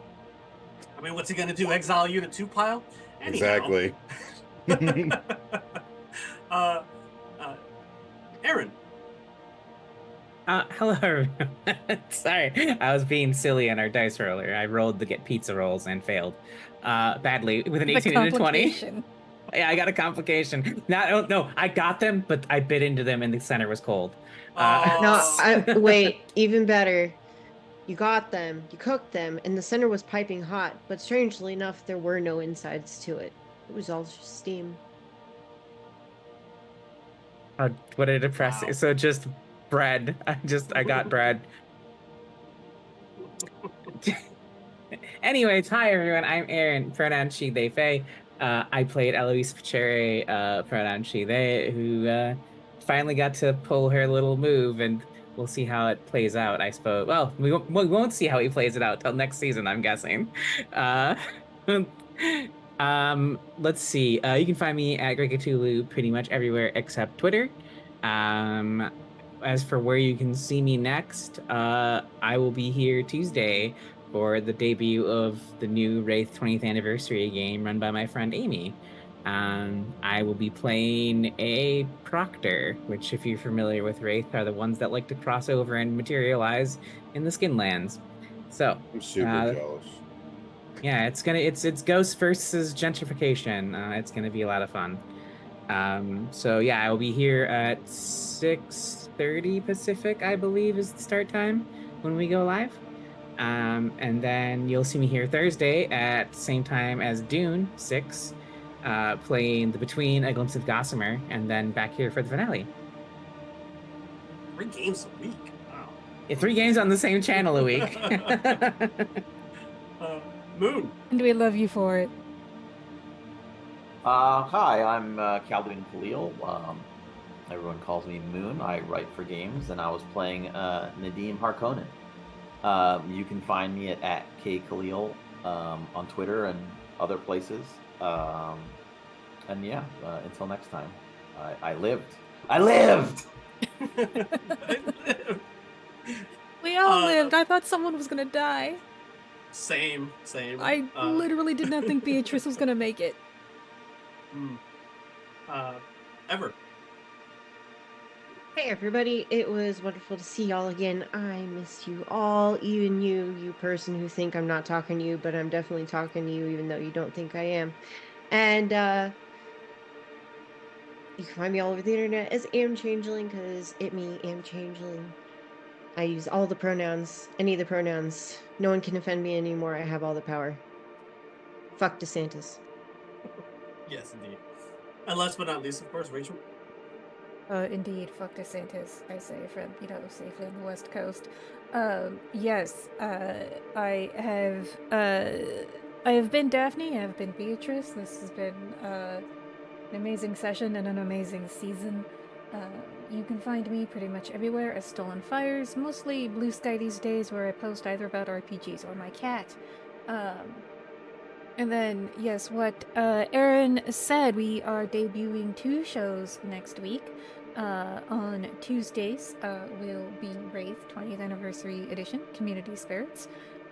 Looking forward to that. And then on Wednesday, Tales from the Loop, which if you follow Tales from the Loop on the other channel, the other place, you might see a familiar face or two. Who knows? Check in. You will also see some new faces. Another reason to check in. And yeah, we also have Fringeworthy on Mondays. They just started their 2nd season, and everybody's having a great time. We have some new players as well. And then next week, finale part 3. Oh my god. The final battle. Yeah, and then also just to bookend what Eric opened with, please donate to the United States campaign for Palestinian rights. Donate to the Red Cross. Bully your Congress critter, because the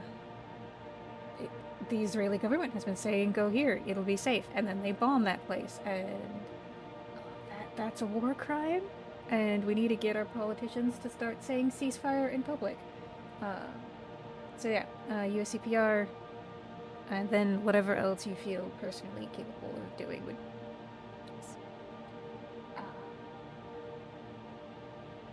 Yeah. I like this map.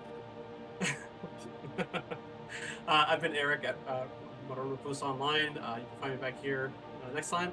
Big thanks to our viewers and fans for tuning in. Again, head over to uscpr.org for the U.S. campaign for Palestinian rights. And as always, bless the Maker and his water, bless the coming and going of him. May his passage cleanse the world, and may he keep the world for his people. Good night, everyone. Night.